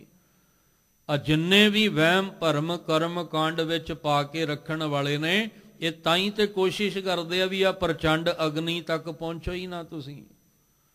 ਆ ਪ੍ਰਚੰਡ ਅਗਨੀ ਜਿਹੜਾ ਜਿਹਦੇ 'ਚ ਪ੍ਰਕਾਸ਼ ਹੀ ਪ੍ਰਕਾਸ਼, ਚਾਨਣ ਹੀ ਚਾਨਣ ਹੈ, ਉਹ ਤੁਹਾਡੇ ਤੱਕ ਪਹੁੰਚ ਹੀ ਨਾ ਪਾਏ, ਉਹਨੂੰ ਤਾਂ ਹੀ ਤੇ ਬੁਝਾਉਣ ਨੂੰ ਫਿਰਦੇ ਆ। ਇਹ ਕਿਉਂ ਬੇਅਦਬੀਆਂ ਹੁੰਦੀਆਂ? ਕਿਉਂ ਗੁਰੂ ਗ੍ਰੰਥ ਸਾਹਿਬ ਮਹਾਰਾਜ, ਇਹ ਤਾਂ ਗੁਰੂ ਸਾਹਿਬ ਤੋਂ ਬਲਿਹਾਰੇ ਜਾਈਏ, ਇੰਨੀ ਕਮਾਲ ਦੀ ਬਣਤਰ ਬਣਾ ਦਿੱਤੀ, ਨਹੀਂ ਤੇ ਸ਼ਰਾਰਤੀਆਂ ਨੇ ਕੋਈ ਕਸਰ ਨਹੀਂ ਛੱਡੀ। ਇਤਿਹਾਸ ਨੂੰ ਕਿੰਨਾ ਤਰੋੜ ਮਰੋੜਿਆ ਜਾ ਰਿਹਾ, ਇਤਿਹਾਸ ਨੂੰ ਕਿੰਨਾ ਬਦਲਿਆ ਜਾ ਰਿਹਾ ਹੈ। ਕੋਸ਼ਿਸ਼ਾਂ ਤੇ ਹੋ ਹੀ ਰਹੀਆਂ ਨੇ, ਪਰ ਗੁਰੂ ਸਾਹਿਬ ਤੱਕ ਹਜੇ ਪਹੁੰਚ ਨਹੀਂ ਪਾਏ ਆ। ਗੁਰੂ ਸਾਹਿਬ ਜੀ ਕਿਰਪਾ ਕਰਨ, ਅਸੀਂ ਆ ਪ੍ਰਚੰਡ ਅਗਨੀ ਨਾਲ ਜੁੜਨ ਦਾ ਯਤਨ ਕਰੀਏ। ਆ ਜਿੰਨੇ ਵੰਡੀਆਂ ਪਈਆਂ ਨੇ, ਜਿੰਨੇ ਅਸੀਂ ਇੱਕ ਦੂਜੇ ਨਾਲ ਨਫ਼ਰਤ ਈਰਖਾ ਨਾਲ ਭਰੇ ਆ, ਸਭ ਖਤਮ ਹੋ ਜਾਏਗਾ। ਹੁਣ ਧਿਆਨ ਰੱਖਿਓ, ਇੱਥੇ ਕਹਿੰਦੇ ਵਿਆਹ ਕਿੱਦਾਂ ਹੋਇਆ? ਜਦੋਂ ਗੁਰੂ ਸਾਹਿਬ ਨੇ ਮੇਰੇ ਅੰਦਰ ਗਿਆਨ ਦੀ ਪ੍ਰਚੰਡ ਅਗਨੀ ਬਾਲ ਦਿੱਤੀ, ਹਨੇਰਾ ਅੰਦਰੋਂ ਮੁੱਕ ਗਿਆ ਤੇ ਹਰ ਰਤਨ ਪਦਾਰਥ ਲਾਦਾ। ਹੁਣ ਜਿੰਨਾ ਚਿਰ ਹਨੇਰਾ ਸੀ ਉਨਾ ਚਿਰ ਭੁਲੇਖਾ ਸੀ, ਮੈਂ ਮੈਂ ਮੈਂ ਮੈਂ ਮੈਂ। ਤੇ ਜਦੋਂ ਅੰਦਰ ਰਤਨ ਪਦਾਰਥ ਮਿਲ ਗਿਆ, ਜਦੋਂ ਗੁਰੂ ਸਾਹਿਬ ਜੀ ਦੀ ਸਿੱਖਿਆ ਲਈ, ਮਤ ਵਿੱਚ ਰਤਨ ਜਵਾਹਰ ਮਾਣਕ ਜੇ ਇੱਕ ਗੁਰ ਕੀ ਸਿੱਖ ਸੁਣੀ, ਤਾਂ ਕੀ ਹੋਇਆ? ਹਉਮੈ ਰੋਗ ਗਿਆ ਦੁੱਖ ਲਾਥਾ। ਹਉਮੈ ਦਾ ਰੋਗ ਹੀ ਚਲਾ ਗਿਆ।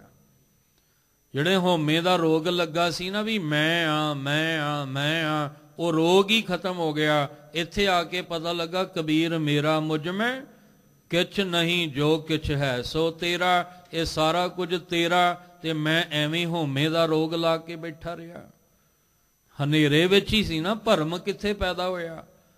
ਇਹ ਜਿੰਨੇ ਭੁਲੇਖੇ ਮੈਂ ਮੇਰੀ ਦੇ ਪੈਂਦੇ ਆ, ਹਨੇਰੇ ਵਿੱਚ ਹੀ ਪੈਂਦੇ ਆ। ਜਦੋਂ ਉਜਾਲਾ ਹੋ ਗਿਆ ਤੇ ਪਤਾ ਲੱਗਣਾ ਮੇਰਾ ਤੇ ਕੱਖ ਵੀ ਨਹੀਂ ਹੈ। ਜਦੋਂ ਅਸੀਂ ਹਜੇ ਆਪਣਾ ਹੁਕਮ ਚਲਾਉਣ 'ਚ ਲੱਗੇ ਹੋਏ ਆ। ਜਿੱਦਨ ਉਹਦਾ ਹੁਕਮ ਸਮਝ ਵਿੱਚ ਆ ਗਿਆ ਨਾ, ਨਾਨਕ ਹੁਕਮੈ ਜੇ ਬੁੱਝ ਹੈ ਤਾਂ ਹਉਮੈ ਕਹੇ ਨਾ ਕੋਈ। ਤਾਂ ਕੋਈ ਹਉਮੈ ਦੀ ਬੋਲੀ ਬੋਲੇਗਾ ਹੀ ਨਹੀਂ, ਜਿਹਨੂੰ ਉਹ ਉਸ ਮਾਲਕ ਦਾ ਹੁਕਮ ਸਮਝ ਆ ਗਿਆ। ਇਸ ਲਈ ਸਾਹਿਬ ਜੀ ਕਹਿੰਦੇ ਆ ਵੀ ਹਉਮੈ ਰੋਗ ਗਿਆ। ਕਦੋਂ ਗਿਆ? ਬੱਲਿਆ ਗੁਰ ਗਿਆਨ ਅੰਧੇਰਾ ਬਿਨਸਿਆ, ਹਰ ਰਤਨ ਪਦਾਰਥ ਲਾਧਾ। ਜਦੋਂ ਆ ਰਤਨ ਪਦਾਰਥ ਨਾਮ ਦਾ ਪਦਾਰਥ, ਉਸ ਮਾਲਕ ਦੀ ਬਖਸ਼ਿਸ਼ ਦਾ ਪਦਾਰਥ ਮਿਲਿਆ, ਹਉਮੈ ਰੋਗ ਗਿਆ। ਤੇ ਜਦੋਂ ਹਉਮੈ ਦਾ ਰੋਗ ਗਿਆ, ਦੁੱਖ ਲਾਥਾ, ਦੁੱਖ ਵੀ ਲੱਥ ਗਿਆ। ਇਹਦਾ ਮਤਲਬ ਹਉਮੈ ਦੀ ਬਿਮਾਰੀ ਨਹੀਂ ਦੁੱਖ ਲਾਇਆ ਪਿਆ ਸੀ। ਹਉਮੈ ਦੀ ਬਿਮਾਰੀ ਜਾਂਦਿਆਂ ਦੁੱਖ ਵੀ ਖਤਮ ਹੋ ਗਿਆ। ਹਉਮੈ ਰੋਗ ਗਿਆ ਦੁੱਖ ਲਾਥਾ, ਆਪ ਆਪੈ ਗੁਰਮਤ ਖਾਦਾ। ਗੁਰੂ ਦੀ ਮੱਤ ਵਿੱਚ ਤੱਤੇ ਨੂੰ ਸਿਹਾਰੀ। ਗੁਰੂ ਦੀ ਮੱਤ ਵਿੱਚ ਜਦੋਂ ਮੈਂ ਆਪਣੀ ਮੱਤ ਨੂੰ ਰਲਾ ਲਿਆ, ਫਿਰ ਮੈਂ ਆਪਣਾ ਆਪਾ ਆਪੇ ਹੀ ਖਤਮ ਕਰ ਦਿੱਤਾ। ਕਿਉਂਕਿ ਹੁਣ ਮੇਰੀ ਹੋਂਦ ਹੀ ਖਤਮ ਹੋ ਗਈ, ਜਦੋਂ ਮੇਰੇ ਸਾਹਮਣੇ ਨਿਰੰਕਾਰ ਦਾ ਗਿਆਨ ਪ੍ਰਗਟ ਹੋ ਗਿਆ। ਅੰਦਰੋਂ ਹੁਣ ਹਉਮੈ ਦਾ ਰੋਗ ਰਿਹਾ ਹੀ ਨਹੀਂ। ਹੁਣ ਮੈਂ ਦੀ ਬੋਲੀ ਅੰਦਰੋਂ ਨਿਕਲਦੀ ਨਹੀਂ। ਹੁਣ ਅੰਦਰੋਂ ਹੰਕਾਰ ਦੇ ਬੋਲ ਨਿਕਲਦੇ ਹੀ ਨਹੀਂ, ਕਿਉਂਕਿ ਹਉਮੈ ਦਾ ਰੋਗ ਕੱਟਿਆ ਗਿਆ। ਹੁਣ ਸਮਝ ਆ ਗਈ। ਇਸ ਲਈ ਗੁਰੂ ਦੀ ਮੱਤ ਲੈ ਕੇ ਮੈਂ ਆਪ ਹੀ ਆਪਣੇ ਆਪੇ ਦੀ ਹੋਂਦ ਨੂੰ ਖਤਮ ਕਰ ਦਿੱਤਾ ਹੈ। ਤੇ ਜਦੋਂ ਆਪਣੇ ਆਪੇ ਦੀ ਹੋਂਦ ਖਤਮ ਕਰੋਗੇ, ਫਿਰ ਕੀ ਹੋਏਗਾ? ਕਬੀਰ ਤੂੰ ਕਰਤਾ ਤੂੰ ਹੁਆ, ਮੁਝ ਮੈਂ ਰਹਾ ਨਾ ਹੂੰ। ਹੁਣ ਅੰਦਰ ਹੂੰ ਰਹੀ ਕੋਈ ਨਹੀਂ। ਹੁਣ ਤਾਂ ਤੂੰ ਹੀ ਤੂੰ ਹੈ। ਹੁਣ ਤੂੰ ਹੀ ਤੂੰ ਹੈ। ਬਸ ਤੇਰੇ ਤੋਂ ਸਿਵਾ ਹੁਣ ਮੇਰਾ ਕੁਛ ਵੀ ਨਹੀਂ ਹੈ। ਜੋ ਕੁਛ ਹੈ ਸਭ ਤੇਰਾ ਹੀ ਤੇਰਾ ਹੈ। ਤੇ ਮੇਰ ਤੇਰੀ ਤਾਂ ਆਪਾਂ ਮਿਟਾਉਣੀ ਹੈ। ਜਿਸ ਘਰ ਦੇ ਅੰਦਰ ਵੀ ਮੇਰ ਤੇਰ ਰਹੇਗੀ ਨਾ, ਤੇਰਾ ਏ ਮੇਰਾ ਏ ਮੇਰਾ ਏ ਤੇਰਾ, ਉਸ ਘਰ ਦਾ ਵੀ ਕਲੇਸ਼ ਕਦੇ ਨਹੀਂ ਜੇ ਮੁੱਕਦਾ। ਸਾਡੇ ਅੰਦਰ ਵੀ ਮੇਰ ਤੇਰ ਹੈ। ਅਸੀਂ ਇੱਥੇ ਮੇਰ ਤੇਰ ਮਿਟਾਉਣੀ ਸੀ, ਪਰ ਕਈ ਵਾਰ ਦੇਖੋ ਜਿਹੜੀਆਂ ਗੱਲਾਂ ਦਿਸਦੀਆਂ ਨੇ ਉਹ ਕਹਿਣੀਆਂ ਵੀ ਪੈਂਦੀਆਂ। ਵੀ ਕਈ ਵਾਰ ਇੱਥੇ ਵੀ ਬੰਦਾ ਮੇਰ ਤੇਰ ਕਰਦਾ ਹੈ, ਗੁਰੂ ਗ੍ਰੰਥ ਸਾਹਿਬ ਜੀ ਆ ਮੇਰਾ ਹੈ ਤੇ ਆ ਤੇਰਾ ਹੈ, ਆ ਤੇ ਬਾਣੀ ਤੁਹਾਡੀ ਹੈ, ਮੈਂ ਇਹ ਬਾਣੀ ਇੰਨੀ ਪੜ੍ਹੀ ਆ ਤੇ ਮੈਂ ਇੰਨਾ ਕੁਝ ਬੜੇ ਥਾਵਾਂ ਤੇ ਵੇਖਿਆ, ਕੋਈ ਸ਼ੱਕ ਨਹੀਂ, ਕੋਈ ਸੁਣੀ ਸੁਣਾਈ ਗੱਲ ਨਹੀਂ ਹੈ। ਅਸੀਂ ਤੇ ਹਜੇ ਰੁਮਾਲਾ ਸਾਹਿਬ ਪਿੱਛੇ ਹੀ ਲੜੀ ਜਾਂਦੇ ਹਾਂ, ਹਜੇ ਤੇ ਸਾਡੀ ਲੜਾਈ ਇੱਥੇ ਹੀ ਖਲੋਤੀ ਹੋਈ ਹੈ। ਅਸੀਂ ਗੁਰਬਾਣੀ ਚੋਂ ਗਿਆਨ ਕਿੱਥੋਂ ਲੈਣਾ ਸੀ? ਮੈਨੂੰ ਮਾਫ ਕਰਨਾ, ਇਹ ਮੇਰਾ ਦਿੱਤਾ ਹੋਇਆ ਹੈ, ਇਹ ਤੇਰਾ ਦਿੱਤਾ ਹੈ। ਜਿਹੜਾ ਮੇਰਾ ਦਿੱਤਾ ਸੀ ਉਹ ਪਹਿਲਾਂ ਕਿਉਂ ਨਹੀਂ ਲੱਗਾ? ਫਲਾਣੇ ਦਾ ਪਹਿਲਾਂ ਕਿਉਂ ਲਾ ਦਿੱਤਾ? ਹਜੇ ਤੇ ਇੱਥੇ ਹੀ ਖਲੋਤੇ ਆ, ਗੁਰਬਾਣੀ ਤੱਕ ਤੇ ਗਏ ਹੀ ਨਹੀਂ ਅਸੀਂ ਹਜੇ। ਅਸੀਂ ਗੁਰਬਾਣੀ ਚੋਂ ਗਿਆਨ ਲੈਣ ਆਏ ਸੀ, ਪਰ ਅਸੀਂ ਆ ਬਾਹਰ ਦੇ ਜਿਹੜੇ ਰਚੇ ਹੋਏ ਅਡੰਬਰ ਇਹਨਾਂ 'ਚ ਹੀ ਉਲਝ ਕੇ ਰਹਿ ਗਏ। ਇਸ ਲਈ ਸਤਿਗੁਰੂ ਮਹਾਰਾਜ ਨੇ ਆਖਿਆ, ਕਹਿੰਦੇ ਜਦੋਂ ਗੁਰੂ ਨੇ ਗਿਆਨ ਦੀ ਪ੍ਰਚੰਡ ਅਗਨੀ ਅੰਦਰ ਬਾਲ ਦਿੱਤੀ ਤੇ ਚਾਨਣ ਹੀ ਚਾਨਣ ਹੋ ਗਿਆ। ਹੁਣ ਹਉਮੈ ਦਾ ਰੋਗ ਰਿਹਾ ਹੀ ਨਹੀਂ, ਦੁੱਖ ਵੀ ਲੱਥ ਗਿਆ। ਗੁਰੂ ਦੀ ਮੱਤ ਵਿੱਚ ਆਪਣੇ ਆਪੇ ਨੂੰ ਖਾਦਾ ਦਾ ਅਰਥ ਹੈ ਖਤਮ ਕਰ ਦੇਣਾ, ਆਪਣੇ ਆਪੇ ਨੂੰ ਖਤਮ ਕਰ ਦਿੱਤਾ। ਹੁਣ ਮੇਰੀ ਆਪਣੀ ਹੋਂਦ ਅੰਦਰ ਖਤਮ ਹੋ ਗਈ। ਗੁਰੂ ਦੀ ਮੱਤ ਦੇ ਅਨੁਸਾਰ ਜਦੋਂ ਜੀਵਨ ਜਿਉਣਾ ਕੀਤਾ। ਅਕਾਲ ਮੂਰਤ ਵਰ ਪਾਇਆ ਅਬਿਨਾਸੀ, ਨਾ ਕਦੇ ਮਰੈ ਨਾ ਜਾਇਆ। ਵਿਆਹ ਹੋਆ ਮੇਰੇ ਬਾਬਲਾ, ਗੁਰ ਮੁਖੇ ਹਰ ਪਾਇਆ। ਹੁਣ ਜਦੋਂ ਬਾਹਰ ਆਪਾਂ ਆਨੰਦ ਕਾਰਜ ਦੀ ਰਸਮ ਅਦਾ ਕਰਦੇ ਆ ਨਾ, ਜਦੋਂ 4 ਲਾਵਾਂ ਦਾ ਪਾਠ ਹੋ ਜਾਂਦਾ ਹੈ, ਉਸ ਤੋਂ ਬਾਅਦ ਫਿਰ ਅਖੀਰ ਦੇ ਉੱਤੇ ਰਾਗੀ ਸਿੰਘ ਗੁਰੂ ਘਰ ਦੇ ਕੀਰਤਨੀਏ ਇਹ ਸ਼ਬਦ ਪੜ੍ਹਦੇ ਆ। ਚਲੋ 4 ਸ਼ਬਦ ਜਿਹੜੇ ਅਸੀਂ ਸੁਣੇ ਨਹੀਂ, ਕਮ ਸੇ ਕਮ ਅਖੀਰ ਤੇ ਆਹ ਸ਼ਬਦ ਹੀ ਆਪਾਂ ਧਿਆਨ ਲਾ ਕੇ ਸੁਣ ਲੈਂਦੇ। ਜਦੋਂ ਵੀ ਆਨੰਦ ਕਾਰਜ ਦੀ ਰਸਮ ਨਿਭਾਈ ਜਾਏਗੀ, ਇਹ ਸ਼ਬਦ ਗੁਰੂ ਘਰ ਦੇ ਕੀਰਤਨੀਏ ਜ਼ਰੂਰ ਪੜ੍ਹਦੇ ਆ ਉੱਥੇ। ਇੱਥੇ ਅੰਦਰ ਦੀ ਖੇਡ ਬਣਾਉਂਦੇ ਆ। ਗੁਰੂ ਰਾਮਦਾਸ ਮਹਾਰਾਜ ਜੀ ਕਹਿੰਦੇ, ਜਦੋਂ ਗੁਰੂ ਦੀ ਮੱਤ ਵਿੱਚ ਅੰਦਰ ਚਾਨਣ ਹੋ ਗਿਆ, ਜਦੋਂ ਹਰ ਰਤਨ ਪਦਾਰਥ ਲਾਦਾ ਵੀ ਹੋ ਗਿਆ, ਹਉਮੈ ਦਾ ਰੋਗ ਵੀ ਚਲਾ ਗਿਆ, ਆਪਣਾ ਜਿਹੜੀ ਅੰਦਰ ਆਪਣੀ ਹੋਂਦ ਸੀ ਉਹ ਵੀ ਅੰਦਰੋਂ ਖਤਮ ਹੋ ਗਈ। ਹੁਣ ਕੀ ਹੋਇਆ? ਕੋਈ ਪਰਦਾ ਰਿਹਾ ਹੀ ਨਹੀਂ ਵਿੱਚ, ਹੁਣ ਕੋਈ ਕੂੜ ਦੀ ਦੀਵਾਰ ਰਹੀ ਨਹੀਂ। ਹੁਣ ਸੱਚ ਨਾਲ ਜਦੋਂ ਸਾਂਝ ਹੋ ਗਈ, ਫਿਰ ਕੀ ਹੋਇਆ? ਅਕਾਲ ਮੂਰਤ ਵਰ ਪਾਇਆ ਅਬਨਾਸ਼ੀ। ਉਹ ਵਰ ਪਾ ਲਿਆ ਜਿਹੜਾ ਕਾਲ ਤੋਂ ਰਹਿਤ ਹੈ। ਮੂਰਤ ਦੇ ਤੱਤੇ ਨੂੰ ਸਿਆਰੀ ਮੂਰਤੀ, ਜਿਹਦੀ ਹੋਂਦ ਕਾਲ ਤੋਂ ਰਹਿਤ ਹੈ, ਜਿਹਦੀ ਹਸਤੀ ਕਾਲ ਤੋਂ ਰਹਿਤ ਹੈ। ਕਹਿੰਦੇ ਨੇ ਹੁਣ ਉਹ ਵਰ ਜਿਹੜਾ ਸੀ ਮੈਂ ਪਾ ਲਿਆ ਅਬਨਾਸ਼ੀ, ਜਿਹੜਾ ਕਦੇ ਨਾਸ਼ ਨਹੀਂ ਹੁੰਦਾ, ਕਦੇ ਵੀ, ਨਾ ਕਦੇ ਮਰੇ ਨਾ ਜਾਇਆ। ਜਾਇਆ ਦਾ ਅਰਥ ਹੁੰਦਾ ਜੰਮਣਾ, ਨਾ ਉਹ ਜੰਮਦਾ ਹੈ ਤੇ ਨਾ ਉਹ ਮਰਦਾ ਹੈ। ਮੇਰੇ ਜੀਵ ਇਸਤਰੀ ਨੇ, ਆਤਮਕ ਇਸਤਰੀ ਨੇ ਪਰਮਾਤਮਾ ਰੂਪੀ ਵਰ ਪਾ ਲਿਆ, ਜਿਹੜਾ ਅਬਨਾਸ਼ੀ ਹੈ ਤੇ ਜਿਹੜਾ ਨਾ ਕਦੇ ਜੰਮਦਾ ਤੇ ਨਾ ਕਦੇ ਮਰਦਾ ਹੈ। ਇਸ ਲਈ ਵਿਆਹੋ ਹੋਆ ਮੇਰੇ ਬਾਬਲਾ, ਹੇ ਮੇਰੇ ਬਾਬਲ, ਮੇਰਾ ਵਿਆਹ ਹੋ ਗਿਆ ਹੈ। ਗੁਰਮੁਖੇ ਹਰ ਪਾਇਆ। ਇਹ ਕਦੋਂ? ਜਦੋਂ ਮੈਂ ਗੁਰੂ ਦੇ ਸਨਮੁਖ, ਗੁਰੂ ਵੱਲ ਮੁਖ ਕੀਤਾ ਤੇ ਗੁਰੂ ਨੇ ਚਾਨਣ ਹੀ ਚਾਨਣ ਕਰਕੇ ਮੇਰੇ ਅੰਦਰ ਵਹਿਮ ਭਰਮ ਕਰਮ ਕਾਂਡ ਸਭ ਕੁਝ ਅਗਿਆਨਤਾ ਦਾ ਹਨੇਰਾ ਮੇਰਾ ਖਤਮ ਕਰਕੇ ਇਹ ਸੋਹਣੇ ਵਰ ਨਾਲ ਮਿਲਾ ਦਿੱਤਾ। ਆ ਸੋਹਣਾ ਵਰ ਮੈਂ ਪਾ ਲਿਆ ਹੈ। ਪਹਿਲਾਂ ਤੇ ਗੁਰੂ ਦੇ ਦਰ ਤੇ ਆ ਕੇ ਗੁਰੂ ਦੇ ਸਨਮੁਖ ਹੋਣ ਦਾ ਯਤਨ ਕਰੀਏ ਆਪਾਂ। ਆ ਬਾਹਰੋਂ ਨਹੀਂ, ਬਾਹਰੋਂ ਤੇ ਆਪਾਂ ਮੁਖ ਗੁਰੂ ਵੱਲ ਕੀਤਾ ਹੀ ਹੋਇਆ ਹੈ, ਪਰ ਮਨ ਕਰਕੇ ਵੇਖੀਏ ਵੀ ਗੁਰੂ ਦੇ ਸਨਮੁਖ ਹਾਂ ਕਿ ਨਹੀਂ। ਅਸੀਂ ਆਪਣੀ ਮੱਤ ਛੱਡ ਕੇ ਗੁਰੂ ਦੀ ਮੱਤ ਲੈ ਲਈ ਆ ਕਿ ਨਹੀਂ ਲਈ। ਗੁਰੂ ਸਾਹਿਬ ਕਹਿੰਦੇ ਤੂੰ ਆ, ਜਿਸ ਗੁਰੂ ਦੀ ਗੱਲ ਆਪਾਂ ਸੁਣ ਰਹੇ ਹਾਂ, ਕੋਈ ਇਹਦੇ ਵਿੱਚ ਇਹ ਨਹੀਂ ਕਿ ਜੈਸਾ ਸੁਣ ਰਹੇ ਹਾਂ ਜਦੋਂ ਵੇਖਾਂਗੇ ਕੋਈ ਹੋਰ ਨਿਕਲੇਗਾ, ਨਹੀਂ। ਜੈਸਾ ਸਤਿਗੁਰੂ ਸੁਣੀਦਾ ਤੈਸੋ ਹੀ ਮੈਂ ਡੀਠ, ਵਿਛੜਿਆ ਮਿਲੇ ਪ੍ਰਭੂ ਹਰ ਦਰਗਹ ਕਾ ਬਸੀਠ। ਹਰ ਨਾਮੋ ਮੰਤਰ ਦ੍ਰਿੜਾਇਂਦਾ, ਕੱਟੈ ਹਉਮੈ ਰੋਗ।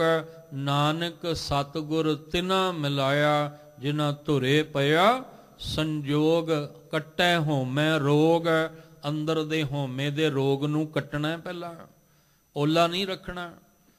ਗੁਰੂ ਸਾਹਿਬ ਕਹਿੰਦੇ ਤੇਰਾ ਮਿਲਾਪ ਉਨਾ ਚਿਰ ਸੋਹਣੇ ਵਰ ਨਾਲ ਨਹੀਂ ਹੋਣਾ ਜਿੰਨਾ ਚਿਰ ਤੂੰ ਅੰਦਰ ਹੋਮੇ ਦਾ ਰੋਗ ਰੱਖਣਾ। ਜੇ ਤੂੰ ਸੋਹਣੇ ਵਰ ਨੂੰ ਮਿਲਣਾ ਤਾਂ ਤੈਨੂੰ ਹੋਮੇ ਦਾ ਰੋਗ ਅੰਦਰੋਂ ਕੱਟਣਾ ਪੈਣਾ। ਖੇਡ ਨਹੀਂ ਬਣਨੀ ਉੱਥੇ। ਜਬ ਹਮ ਹੋਤੇ ਤਬ ਤੂੰ ਨਹੀਂ, ਅਬ ਤੂੰ ਹੀ ਮੈਂ ਨਹੀਂ। ਹੁਣ ਤੂੰ ਹੀ ਤੂੰ ਹੈ, ਮੈਂ ਅੰਦਰ ਖਤਮ, ਕਿਉਂਕਿ ਅੰਦਰ ਆਪਣਾ ਆਪਾ ਖਤਮ ਹੀ ਹੋ ਗਿਆ। ਗੁਰਮਤ ਖਾਦਾ, ਮੈਂ ਆਪਣੇ ਅੰਦਰ ਦੇ ਹੋਮੇ ਨੂੰ, ਆਪਣੇ ਅੰਦਰ ਦੀ ਮੈਂ ਨੂੰ ਗੁਰੂ ਦੀ ਮੱਤ ਵਿੱਚ ਖਤਮ ਕਰ ਦਿੱਤਾ ਹੈ। ਤੇ ਜਦੋਂ ਗੁਰੂ ਦੀ ਮੱਤ ਵਿੱਚ ਖਤਮ ਕੀਤਾ, ਹੇ ਮੇਰੇ ਬਾਬਲਾ, ਮੇਰਾ ਹੁਣ ਉਸ ਵਰ ਨਾਲ ਵਿਆਹ ਹੋ ਗਿਆ। ਹੁਣ ਇਹ ਸੰਸਾਰ ਦੇ ਮੋਹ ਦੀਆਂ ਤੰਦਾਂ ਟੁੱਟ ਗਈਆਂ ਨੇ। ਹੁਣ ਇਹ ਸੰਸਾਰ ਦੇ ਵਿੱਚ ਜਿੰਨੇ ਵੀ ਵਿਕਾਰ ਨੇ, ਇਹਨਾਂ ਵਿਕਾਰਾਂ ਦਾ ਸੰਗ ਛੁੱਟ ਗਿਆ ਹੈ। ਹੁਣ ਤਾਂ ਕੇਵਲ ਬਸ ਉਹਦੀ ਯਾਦ ਵਿੱਚ ਹੀ ਪਲ ਪਲ ਜਿਹੜਾ ਉਹ ਬਤੀਤ ਹੁੰਦਾ ਹੈ। ਸਤਿਗੁਰੂ ਗੁਰੂ ਰਾਮਦਾਸ ਜੀ ਨੇ ਕਿਰਪਾ ਕੀਤੀ ਹੈ। ਹਰ ਸਤ ਸਤੇ ਮੇਰੇ ਬਾਬਲਾ, ਹਰ ਜਨ ਮਿਲ ਜਨ ਸੁਹੰਦੀ। ਪੇਵਕੜੈ ਹਰ ਜਪ ਸੋਹੇਲੀ, ਵਿੱਚ ਸੋਹਰੜੈ ਖਰੀ ਸੁਹੰਦੀ। ਹੇ ਮੇਰੇ ਬਾਬਲਾ, ਜਿਹੜਾ ਮੈਨੂੰ ਵਰ ਮਿਲ ਗਿਆ ਨਾ, ਹਰ ਸਤ ਸਤੇ, ਉਹ ਤਾਂ ਸਤ ਦਾ ਰੂਪ ਹੈ, ਉਹ ਅਟਲ ਰੂਪ ਹੈ। ਇਹ ਨਹੀਂ ਕਿ ਅੱਜ ਹੋਰ ਹੈ ਤੇ ਕੱਲ ਹੋਰ ਹੈ। ਇਹ ਨਹੀਂ ਕਿ ਅੰਦਰੋਂ ਕੁਝ ਹੋਰ ਹੈ ਤੇ ਬਾਹਰੋਂ ਕੁਝ ਹੋਰ ਹੈ। ਬਾਹਰੋਂ ਆਪਾਂ ਧੀ ਨੂੰ ਕਿੰਨੇ ਲਾਡਾਂ ਨਾਲ ਚਾਵਾਂ ਨਾਲ ਵਿਆਹੁੰਦੇ ਆ, ਤੇ 2 ਦਿਨ ਬਾਅਦ ਫੋਨ ਆਉਂਦਾ ਵੀ ਮੇਰੇ ਬਾਬਲਾ ਕਿਹਦੇ ਨਾਲ ਵਿਆਹ ਤਾਈ। ਇਹ ਤਾਂ ਨਿਕਲਿਆ ਹੀ ਕੁਝ ਹੋਰ ਹੈ। ਜਿੰਨੇ ਤੂੰ ਖੁਸ਼ੀਆਂ ਮੇਰੀ ਝੋਲੀ 'ਚ ਪਾ ਕੇ ਤੋਰਿਆ ਸੀ, ਉਹਦੇ ਨਾਲੋਂ ਕਈ ਗੁਣਾ ਦੁੱਖ ਮੇਰੀ ਝੋਲੀ 'ਚ ਆ ਕੇ ਪੈ ਗਿਆ। ਉਹ ਧੀ ਰੋਂਦੀ ਕਹਿੰਦੀ, ਬਾਬਲਾ ਕਿਹੜਾ ਵਰ ਤੂੰ ਮੇਰੇ ਲਈ ਚੁਣਿਆ ਸੀ। ਤੇ ਬਾਬਲ ਵੀ ਸੁਣ ਕੇ ਇੱਕਦਮ ਹੈਰਾਨ ਹੋ ਜਾਂਦਾ ਵੀ ਇਹ ਕੀ ਬਣਿਆ। ਇਹ ਸੰਸਾਰੀ ਖੇਡ ਹੈ। ਪਰ ਇਸ ਵਰ ਬਾਰੇ ਅਸੀਂ ਨਹੀਂ ਕਹਿ ਸਕਾਂਗੇ, ਕਿਉਂਕਿ ਉਹ ਜੈਸਾ ਹੈ ਵੈਸਾ ਹੀ ਹੈ, ਤੇ ਉਹਦੇ ਵਰਗਾ ਵੀ ਕੋਈ ਹੋਰ ਨਹੀਂ। ਉਹਦੇ ਵਰਗਾ ਕੋਈ ਹੋਰ ਦੂਜਾ ਨਹੀਂ ਹੈ। ਜਦੋਂ ਇਹ ਖੇਡ ਬਣਨੀ ਹੈ ਅੰਦਰ ਦੀ, 12 ਮਾਹਾਂ ਦੇ ਪਾਠ ਵਿੱਚ ਕਿੰਨੀ ਵਾਰ ਤੁਹਾਡੇ ਨਾਲ ਸਾਂਝ ਪਾਈ ਹੈ ਕਿ 12 ਮਾਹ ਦਾ ਪਾਠ ਕੇਵਲ ਇੱਕ ਦਿਨ ਇੱਕ ਸ਼ਬਦ ਸੁਣਨ ਵਾਸਤੇ ਨਹੀਂ ਹੈ। ਆ ਵਿਆਹ ਹੋਆ ਮੇਰੇ ਬਾਬਲਾ ਤੱਕ ਪਹੁੰਚਣ ਲਈ 12 ਮਾਹ ਦਾ ਪਾਠ ਹੈ। ਜਿੱਥੇ ਅਸੀਂ ਪਹੁੰਚਣਾ, ਫਲ ਗੁਣ ਆਨੰਦ ਉਪਾਰਜਨਾ, ਹਰ ਸੱਜਣ ਪ੍ਰਗਟੇ ਆਏ, ਸੰਤ ਸਹਾਈ ਰਾਮ ਕੇ ਕਰ ਕਿਰਪਾ ਦੀਆ ਮਿਲਾਏ। ਸੇਜ ਸੁਹਾਵੀ ਸਰਬ ਸੁਖ, ਹੁਣ ਦੁੱਖਾ ਨਹੀਂ ਜਾਏ। ਇੱਛ ਪੁੰਨੀ ਵੱਡ ਭਾਗਣੀ ਵਰ ਪਾਇਆ, ਹਰ ਰਾਏ ਮਿਲ ਸਹੀਆਂ ਮੰਗਲ, ਗਾਵਈ ਗੀਤ ਗੋਵਿੰਦ ਅਲਾਏ। ਹਰ ਜੇਹਾ ਅਵਰ ਨਾ ਦਿਸਈ, ਕੋਈ ਦੂਜਾ ਲਵੇ ਨਾ ਲਾਏ। ਕੋਈ ਦੂਜਾ ਲਾਗੇ ਵੀ ਨਹੀਂ ਲੱਗ ਸਕਦਾ ਉਹਦੇ।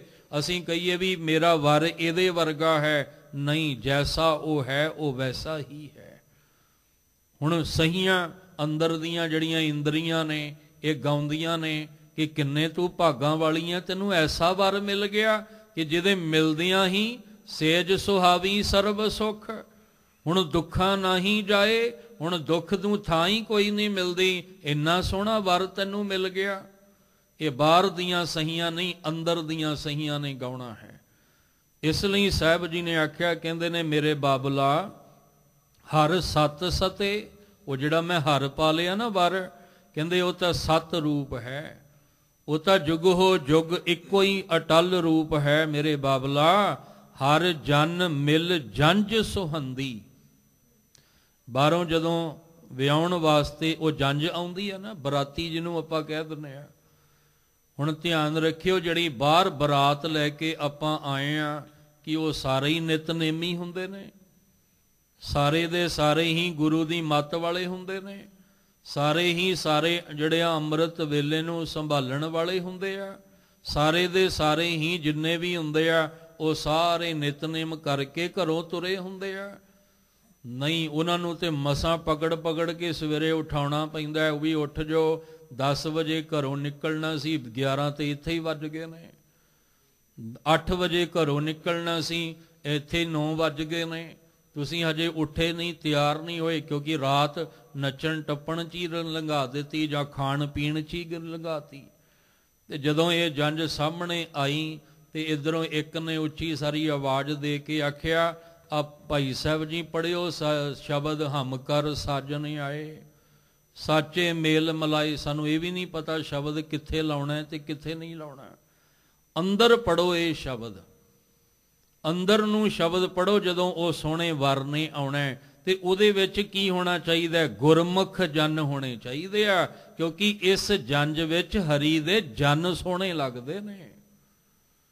ਇਸ ਜੰਜ ਵਿੱਚ ਹਰੀ ਦੇ ਜਿਹੜੇ ਨੇ ਪਿਆਰੇ ਗੁਰਮੁਖ ਰੰਗ ਰਤੜੀਆਂ ਰੂਹਾਂ ਚੰਗੀਆਂ ਲੱਗਦੀਆਂ ਨੇ। ਕਿਹੜੀਆਂ? ਕਹਿੰਦੇ ਨੇ ਜਿਨ ਕੇ ਚੋਲੇ ਰਤੜੇ ਪਿਆਰੇ, ਕੰਤ ਤਿਨਾ ਕੇ ਪਾਸ, ਧੂੜ ਤਿਨਾ ਕੀ ਜੈ ਮਿਲੇ ਜੀ ਕਹੋ ਨਾਨਕ ਕੀ ਅਰਦਾਸ। ਜਿਨ੍ਹਾਂ ਨੇ ਅੰਦਰੋਂ ਆਪਣੇ ਆਪ ਨੂੰ ਰੰਗਿਆ ਹੋਇਆ, ਉਹ ਜੰਜ ਸੁਹੰਦੀ ਹੈ, ਜਿਹਦੇ ਵਿੱਚ ਸੋਹਣੇ ਵਰ ਨੂੰ ਅਸੀਂ ਪਾਉਣਾ ਹੈ।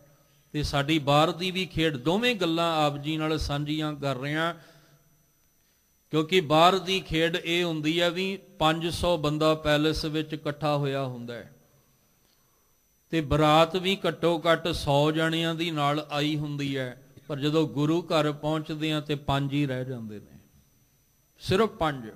ਉਹ ਕਹਿੰਦੇ ਅਸੀਂ ਕੀ ਲੈਣ ਜਾਣਾ, ਆਪਾਂ ਉੱਥੇ ਗੁਰਦੁਆਰੇ ਪੈਲਸ ਵਿੱਚ ਆਪਣੇ ਖਾਓ ਪੀਓ, ਜਿਨ੍ਹਾਂ ਦਾ ਕੰਮ ਹੈ ਉਹ ਆਪੇ ਕੰਮ ਕਰਕੇ ਆ ਜਾਣਗੇ। ਆਹ ਸਾਡੀ ਸੋਚ ਹੈ ਵੀ ਜਿਨ੍ਹਾਂ ਦਾ ਕੰਮ ਹੈ ਉਹ ਕਰਕੇ ਆਉਣਗੇ, ਆਪਾਂ ਕੀ ਕਰਨ ਜਾਣਾ ਉੱਥੇ।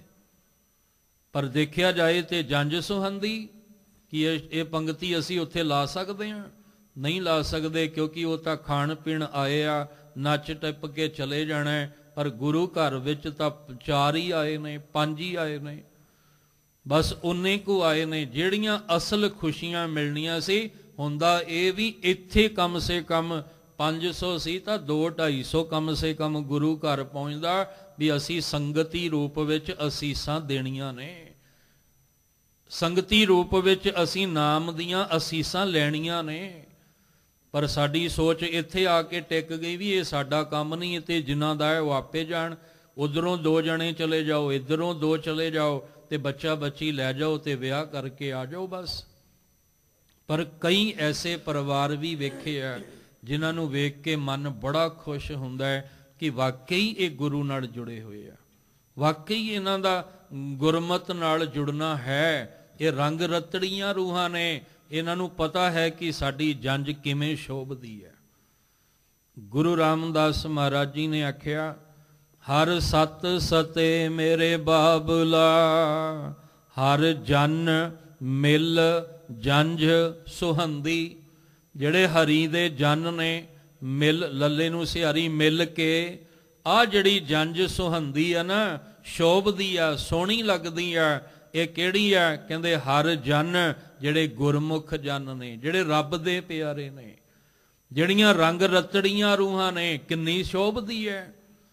ਜਾਂ ਇੱਦਾਂ ਕਹਿ ਲਓ ਕਿ ਜਦੋਂ ਬਰਾਤ ਆਈ ਨਾ ਤੇ ਧੀ ਨੇ, ਜਿਹਦਾ ਵਿਆਹ ਹੋਣਾ ਸੀ, ਉਹਨੇ ਬਾਹਰ ਨਿਕਲ ਕੇ ਮਾੜੀ ਝਾਤੀ ਮਾਰੀ ਤੇ ਆਖਿਆ, ਬਾਬਲਾ ਇਹ ਕਿੰਨੀ ਸੋਹਣੀ ਜੰਝ ਆਈ ਹੈ, ਕਿੰਨੀ ਸ਼ੋਭਦੀ ਪਈ ਹੈ, ਕਿਉਂਕਿ ਸਾਰੇ ਹੀ ਵਾਹਿਗੁਰੂ ਦਾ ਜਾਪ ਕਰ ਰਹੇ ਨੇ, ਸਾਰੇ ਹੀ ਪਰਮਾਤਮਾ ਦਾ ਨਾਮ ਜਪ ਰਹੇ ਨੇ, ਸਾਰੇ ਹੀ ਬੰਦਗੀ ਵਿੱਚ ਲੀਨ ਹੋਏ ਹੋਏ ਨੇ, ਸਾਰੇ ਹੀ ਉਹਦੇ ਰੰਗ ਵਿੱਚ ਰੰਗੇ ਹੋਏ ਨੇ।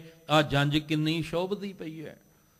ਸਤਿਗੁਰੂ ਮਹਾਰਾਜ ਜੀ ਕਹਿੰਦੇ ਆ, ਹਰ ਜਨ, ਜਿਹੜੇ ਹਰੀ ਦੇ ਜਨ ਹੁੰਦੇ ਨੇ, ਮਿਲ ਕੇ ਜੰਝ ਸੁਹੰਦੀ। ਪੇਵਕੜੈ ਹਰ ਜਪ ਸੁਹੇਲੀ, ਵਿੱਚ ਸਹੁਰੜੈ ਖਰੀ ਸੁਹੰਦੀ। ਹੁਣ ਗੁਰਮੁਖਾਂ ਦਾ ਗੁਰਮੁਖਾਂ ਨਾਲ ਹੀ ਮੇਲ ਹੋਣਾ, ਸਚਿਆਰ ਦਾ ਸਚਿਆਰ ਨਾਲ ਹੀ ਮੇਲ ਹੋਣਾ। ਜਦੋਂ ਸਚਿਆਰ ਤੇ ਕੁੜਿਆਰ ਆਮੋ ਸਾਹਮਣੇ ਹੋਣਗੇ, ਫਿਰ ਉੱਥੇ ਤਾਂ ਟਕਰਾਅ ਹੋਏਗਾ ਹੀ ਹੋਏਗਾ, ਉੱਥੇ ਤਾਂ ਫਿਰ ਤੂੰ ਮੈਂ ਤੇ ਗੱਲ ਉੱਥੇ ਆ ਹੀ ਜਾਣੀ ਆ। ਜਦੋਂ ਗੁਰਮੁਖਾਂ ਦਾ ਗੁਰਮੁਖਾਂ ਨਾਲ ਮੇਲ ਹੋਣਾ ਨਾ, ਉਦੋਂ ਫਿਰ ਗੱਲ ਬਣਨੀ ਆ। ਕਹਿੰਦੇ ਹੁਣ ਜੰਝ ਤਾਂ ਸੁਹੰਦੀ ਹੈ, ਕਿਹਦੇ ਨਾਲ ਸੁਹੰਦੀ ਹੈ? ਹਰ ਜਨ, ਗੁਰਮੁਖ ਜਨਾਂ ਦੇ ਨਾਲ। ਪਰ ਜਿਹੜੀ ਇੱਧਰੋਂ ਧੀ ਨੇ ਵਿਆਹੁਣਾ, ਉਹ ਵੀ ਤਾਂ ਪੇਕੇ ਘਰ ਵਿੱਚ ਨਿਤਨੇਮੀ ਵਾਲੀ ਹੋਣੀ ਚਾਹੀਦੀ ਹੈ, ਉਹ ਵੀ ਤਾਂ ਨਾਮ ਦੇ ਰੰਗ ਵਿੱਚ ਰੰਗੀ ਹੋਣੀ ਚਾਹੀਦੀ ਹੈ।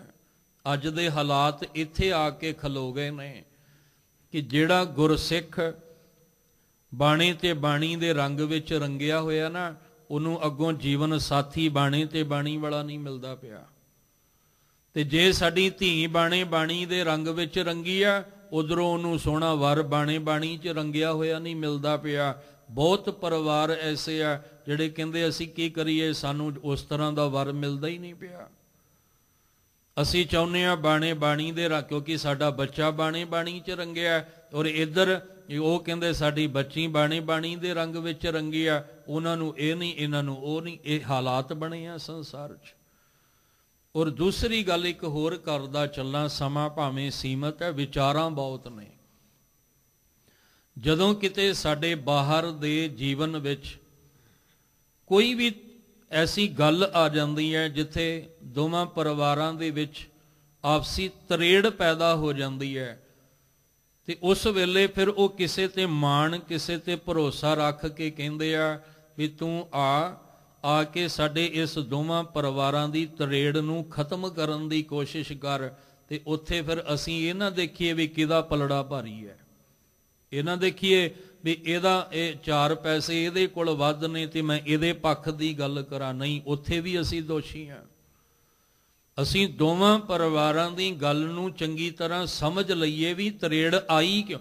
ਅਸੀਂ ਤਰੇੜ ਖਤਮ ਕਰਨ ਵਾਸਤੇ ਗਏ ਆ ਵੀ ਇਹਨੂੰ ਖਤਮ ਕਰੀਏ, ਪਰ ਹੁੰਦਾ ਕੀ ਹੈ, ਜਿਹਦੇ ਕੋਲ 4 ਪੈਸੇ ਹੁੰਦੇ ਉਸ ਪਾਸੇ ਬੰਦਾ ਵਿਕ ਜਾਂਦਾ ਹੈ, ਉਸ ਪਾਸੇ ਉਹਦਾ ਪਲੜਾ ਭਾਰੀ ਵੇਖ ਕੇ ਉਸ ਪਾਸੇ ਝੁਕ ਜਾਂਦਾ ਹੈ। ਦੂਜਾ ਭਾਵੇਂ ਸੱਚਾ ਖਰਾ ਹੋਵੇ, ਉਹਦੇ ਵੱਲ ਦੀ ਗੱਲ ਹੀ ਨਹੀਂ ਕਰਦਾ।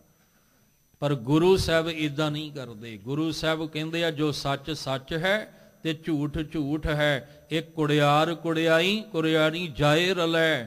ਇੱਥੇ ਤੇ ਸਚਿਆਰ ਦਾ ਸਚਿਆਰ ਨਾਲ ਮੇਲ ਹੋਣਾ, ਕੁੜਿਆਰ ਦਾ ਸਚਿਆਰ ਨਾਲ ਮੇਲ ਨਹੀਂ ਹੋਣਾ। ਹੁਣ ਧਿਆਨ ਦੇ ਕੇ ਸਮਝਿਓ, ਗੁਰੂ ਪਾਤਸ਼ਾਹ ਜੀ ਕਹਿੰਦੇ ਪੇ ਵਕੜ ਹੈ ਪੇਕੇ ਘਰ ਵਿੱਚ, ਹਰ ਜਪ ਸੁਹੇਲੀ ਜਪ ਦੇ ਪਾ ਨੂੰ ਸਿਹਾਰੀ। ਜਪ ਕੇ ਜਿਹੜੀ ਸੁਖੀ ਹੋਈ ਹੈ, ਵਿੱਚ ਸਹੁਰੜੈ ਖਰੀ ਸੁਹੰਦੀ, ਉਹੀ ਸਹੁਰੇ ਪਰਿਵਾਰ ਵਿੱਚ ਖਲੋ ਕੇ ਸ਼ੋਭਨੀਕ ਹੁੰਦੀ ਹੈ, ਕਿਉਂਕਿ ਉਹਨੇ ਪੇਕੇ ਘਰ ਵਿੱਚ ਪਰਮੇਸ਼ਵਰ ਦੇ ਨਾਮ ਦੀ ਕਮਾਈ ਕਰਕੇ ਸ਼ੁਭ ਗੁਣ ਜਿਹੜੇ ਇਕੱਤਰ ਕਰਕੇ ਸਹੁਰੇ ਘਰ ਦੇ ਵਿੱਚ ਉਹਨਾਂ ਸ਼ੁਭ ਗੁਣਾਂ ਨੂੰ ਵੰਡਣਾ ਕੀਤਾ ਹੈ। ਸਹੁਰੜੈ ਵਿੱਚ ਖਰੀ ਸੁਹੰਦੀ, ਜਿਨ ਪੇਵਕੜੈ ਨਾਮ ਸੰਭਾਲਿਆ। ਸਭ ਸਫਲਿਓ ਜਨਮ ਤਿਨਾਂ ਦਾ ਗੁਰਮੁਖ, ਜਿਨਾ ਮਨ ਜਿਣ ਪਾਸਾ ਟਾਲਿਆ। ਗੁਰੂ ਰਾਮਦਾਸ ਮਹਾਰਾਜ ਜੀ ਕਹਿੰਦੇ ਆ ਸਹੁਰੇ ਘਰ ਦੇ ਵਿੱਚ, ਉਹੀ ਸਹੁਰਾ ਘਰ ਕਿਹੜਾ, ਪਤੀ ਪਰਮਾਤਮਾ ਦਾ। ਸੰਸਾਰੀ ਗੱਲ ਨਹੀਂ ਹੋ ਰਹੀ ਇੱਥੇ, ਅਧਿਆਤਮਕ ਗੱਲ।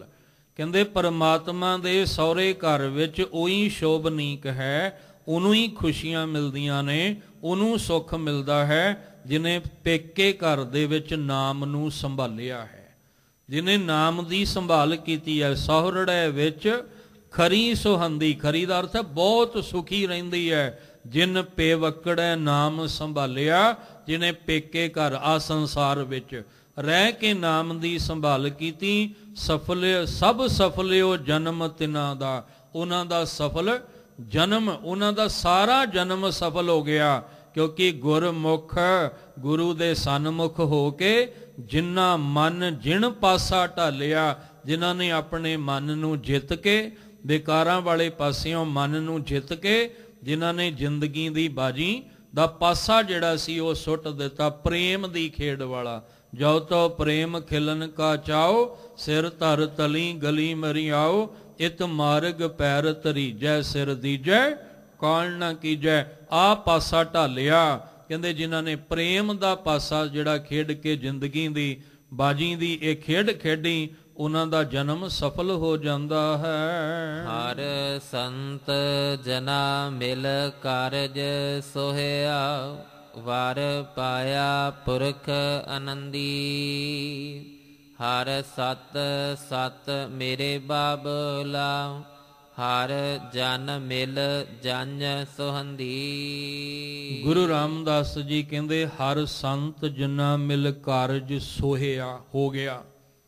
ਪਰ ਇਹ ਕਾਰਜ ਕਿਵੇਂ ਹੋਇਆ? ਹਰ ਸੰਤ ਜਨਾ ਮਿਲ ਗੁਰਮੁਖਾਂ ਦੀ ਰੱਬੀ ਰੰਗ ਵਿੱਚ ਰੰਗ ਰਤੜੀਆਂ ਰੂਹਾਂ ਦੀ ਸੰਗਤ ਕਰਕੇ ਫਿਰ ਬੇਨਤੀ ਕਰਦਾ ਚੱਲਾਂ, ਜਿੰਨੇ ਅਸੀਂ ਬਾਹਰ ਪੈਲਸਾਂ ਵਿੱਚ ਇਕੱਤਰ ਹੋ ਜਾਂਦੇ ਹਾਂ, ਜੇ ਕੋਸ਼ਿਸ਼ ਕਰੀਏ ਕਿ ਅਸੀਂ ਵੱਧ ਤੋਂ ਵੱਧ ਗੁਰੂ ਘਰ ਵਿੱਚ ਆ ਕੇ ਸੰਗਤ ਕਰੀਏ, ਸੰਗਤ ਵਿੱਚ ਨਾਮ ਦੀ ਰੰਗਤ ਵਿੱਚ ਰੰਗੀਏ, ਤਾਂ ਸਾਡੇ ਜੀਵਨ 'ਚ ਖੁਸ਼ੀਆਂ ਆਉਣਗੀਆਂ। ਹਰ ਸੰਤ ਜਨਾ ਮਿਲ, ਹਰੀ ਦੇ ਰੱਬ ਦੇ ਪਿਆਰਿਆਂ ਨੂੰ ਮਿਲ ਕੇ ਕਾਰਜ ਸੋਹਿਆ, ਇਹ ਕਾਰਜ ਸ਼ੋਭਨੀਕ ਹੋ ਗਿਆ, ਕਾਰਜ ਪੂਰਾ ਹੋ ਗਿਆ। ਵਰ ਪਾਇਆ ਪੁਰਖ ਆਨੰਦੀ, ਆਨੰਦ ਦੇਣ ਵਾਲਾ, ਖੁਸ਼ੀਆਂ ਦੇਣ ਵਾਲਾ ਸੋਹਣਾ ਵਰ ਜੀਵ ਇਸਤਰੀ ਨੇ ਪਾਲਿਆ। ਹਰ ਸਤ ਸਤ ਮੇਰੇ ਬਾਬਲਾ, ਇਹ ਮੇਰੇ ਬਾਬਲਾ, ਉਹ ਮੇਰਾ ਜਿਹੜਾ ਹਰੀ ਹੈ ਨਾ, ਉਹ ਸਤ ਰੂਪ ਹੈ, ਉਹ ਕਦੇ ਵੀ ਉਹਦਾ ਰੂਪ ਬਦਲਦਾ ਨਹੀਂ ਹੈ, ਉਹ ਜੈਸਾ ਹੈ ਵੈਸਾ ਹੀ ਹੈ। ਉਹ ਸਤ ਰੂਪੀ ਬਾਬਲ ਮੈਂ ਪਾਲਿਆ ਹੈ। ਹਰ ਜਨ ਮਿਲ ਜੰਜ ਸੁਹੰਦੀ, ਆ ਜਿਹੜੀ ਅੱਜ ਜੰਜ ਸ਼ੋਭਨੀਕ ਹੈ ਨਾ, ਇਹ ਹਰੀ ਜਨਾਂ ਨੂੰ, ਗੁਰਮੁਖ ਜਨਾਂ ਨੂੰ ਮਿਲ ਕੇ ਹੀ ਸੋਹਣੀ ਲੱਗਦੀ ਹੈ। ਗੁਰੂ ਰਾਮਦਾਸ ਜੀ ਨੇ ਕਿਰਪਾ ਕੀਤੀ, ਵਿਆਹੋ ਹੁਆ ਮੇਰੇ ਬਾਬਲਾ, ਗੁਰਮੁਖੇ ਹਰ ਪਾਇਆ। ਜੀਵ ਇਸਤਰੀ ਦਾ ਵਿਆਹ ਪਤੀ ਪਰਮੇਸ਼ਵਰ ਦੇ ਨਾਲ ਹੋਇਆ ਹੈ, ਤੇ ਇਹ ਗੁਰੂ ਦੀ ਕਿਰਪਾ ਦੇ ਨਾਲ ਹੀ ਹੋਇਆ। ਸਾਡੇ ਦੋਵੇਂ ਆਨੰਦ ਕਾਰਜ ਗੁਰੂ ਦੀ ਕਿਰਪਾ ਨਾਲ ਹੀ ਹੋਣੇ ਆ। ਇਸ ਲਈ ਬਾਹਰੋਂ ਵੀ ਤੇ ਅੰਦਰੋਂ ਵੀ ਅਸੀਂ ਗੁਰਮੁਖ ਵਾਲਾ ਜੀਵਨ ਬਣਾ ਕੇ, ਗੁਰੂ ਸਾਹਿਬ ਦੀ ਮੱਤ ਲੈ ਕੇ ਬਾਹਰ ਦੇ ਵੀ ਕਾਰਜ ਸਵਾਰੀਏ ਤੇ ਅੰਦਰ ਦੇ ਵੀ ਕਾਰਜ ਸਵਾਰੀਏ, ਜਿਹਦੇ ਨਾਲ ਸਾਡਾ ਲੋਕ ਸੁਖੀਏ, ਪਰਲੋਕ ਸੁਹੇਲੇ, ਨਾਨਕ ਹਰਿ ਪ੍ਰਭ ਆਪੇ ਮਿਲੇ ਜੀਵਨ ਬਣ ਸਕੇ। ਬੜੀਆਂ ਵਿਚਾਰਾਂ ਨੇ ਇਹਨਾਂ ਸ਼ਬਦਾਂ ਦੇ ਵਿੱਚ, ਜੋ ਗੁਰੂ ਸਾਹਿਬ ਮਹਾਰਾਜ ਕਿਰਪਾ ਕਰਨ ਸਾਡੇ ਹਿਰਦੇ ਵਿੱਚ ਵਸ ਜਾਏ। ਅਸੀਂ ਵੀ ਬਾਣੇ ਤੇ ਬਾਣੀ ਦੇ ਰੰਗ ਵਿੱਚ ਰੰਗ ਕੇ ਗੁਰਮੁਖਾਂ ਦੀ ਸੰਗਤ ਕਰਕੇ ਆਪਣਾ ਜੀਵਨ ਸਫਲਾ ਕਰ ਸਕੀਏ। ਅੱਜ ਦੀ ਵਿਚਾਰ ਕਰਦੇ ਹਾਂ, ਬੇਅੰਤ ਭੁੱਲਾਂ ਹੋਈਆਂ, ਸਤਿਗੁਰੂ ਬਖਸ਼ ਦੇਣ, ਅੱਗੇ ਤੋਂ ਮਿਹਰ ਦਾ ਹੱਥ ਰੱਖਣ, ਸਭਨਾਂ ਨੂੰ ਖੁਸ਼ੀਆਂ ਰਹਿਮਤਾਂ ਸਤਿਗੁਰੂ ਜੀ ਇਹ ਦਾਤਾਂ ਵਰਤਾ ਕੇ ਸਭਨਾਂ ਦੇ ਜੀਵਨ ਲੇਖੇ ਵਿੱਚ ਲਾਉਣ। ਗੁਰੂ ਰਾਮਦਾਸ ਪਾਤਸ਼ਾਹ ਜੀ ਦੇ ਅੰਮ੍ਰਿਤਮਈ ਬਚਨ ਆਪਣੇ ਹਿਰਦੇ ਅੰਦਰ ਵਸਾ ਲਈਏ ਜੀ। ਹਰ ਸੰਤ ਜਨਾ ਮਿਲ ਕਾਰਜ ਸੋਹਿਆ, ਵਰ ਪਾਇਆ ਪੁਰਖ ਆਨੰਦੀ। ਹਰ ਸਤ ਸਤ ਮੇਰੇ ਬਾਬਲਾ, ਹਰ ਜਨ ਮਿਲ ਜਨ ਸੁਹੰਦੀ। ਵਾਹਿਗੁਰੂ ਜੀ ਕਾ ਖਾਲਸਾ, ਵਾਹਿਗੁਰੂ ਜੀ ਕੀ ਫਤਿਹ।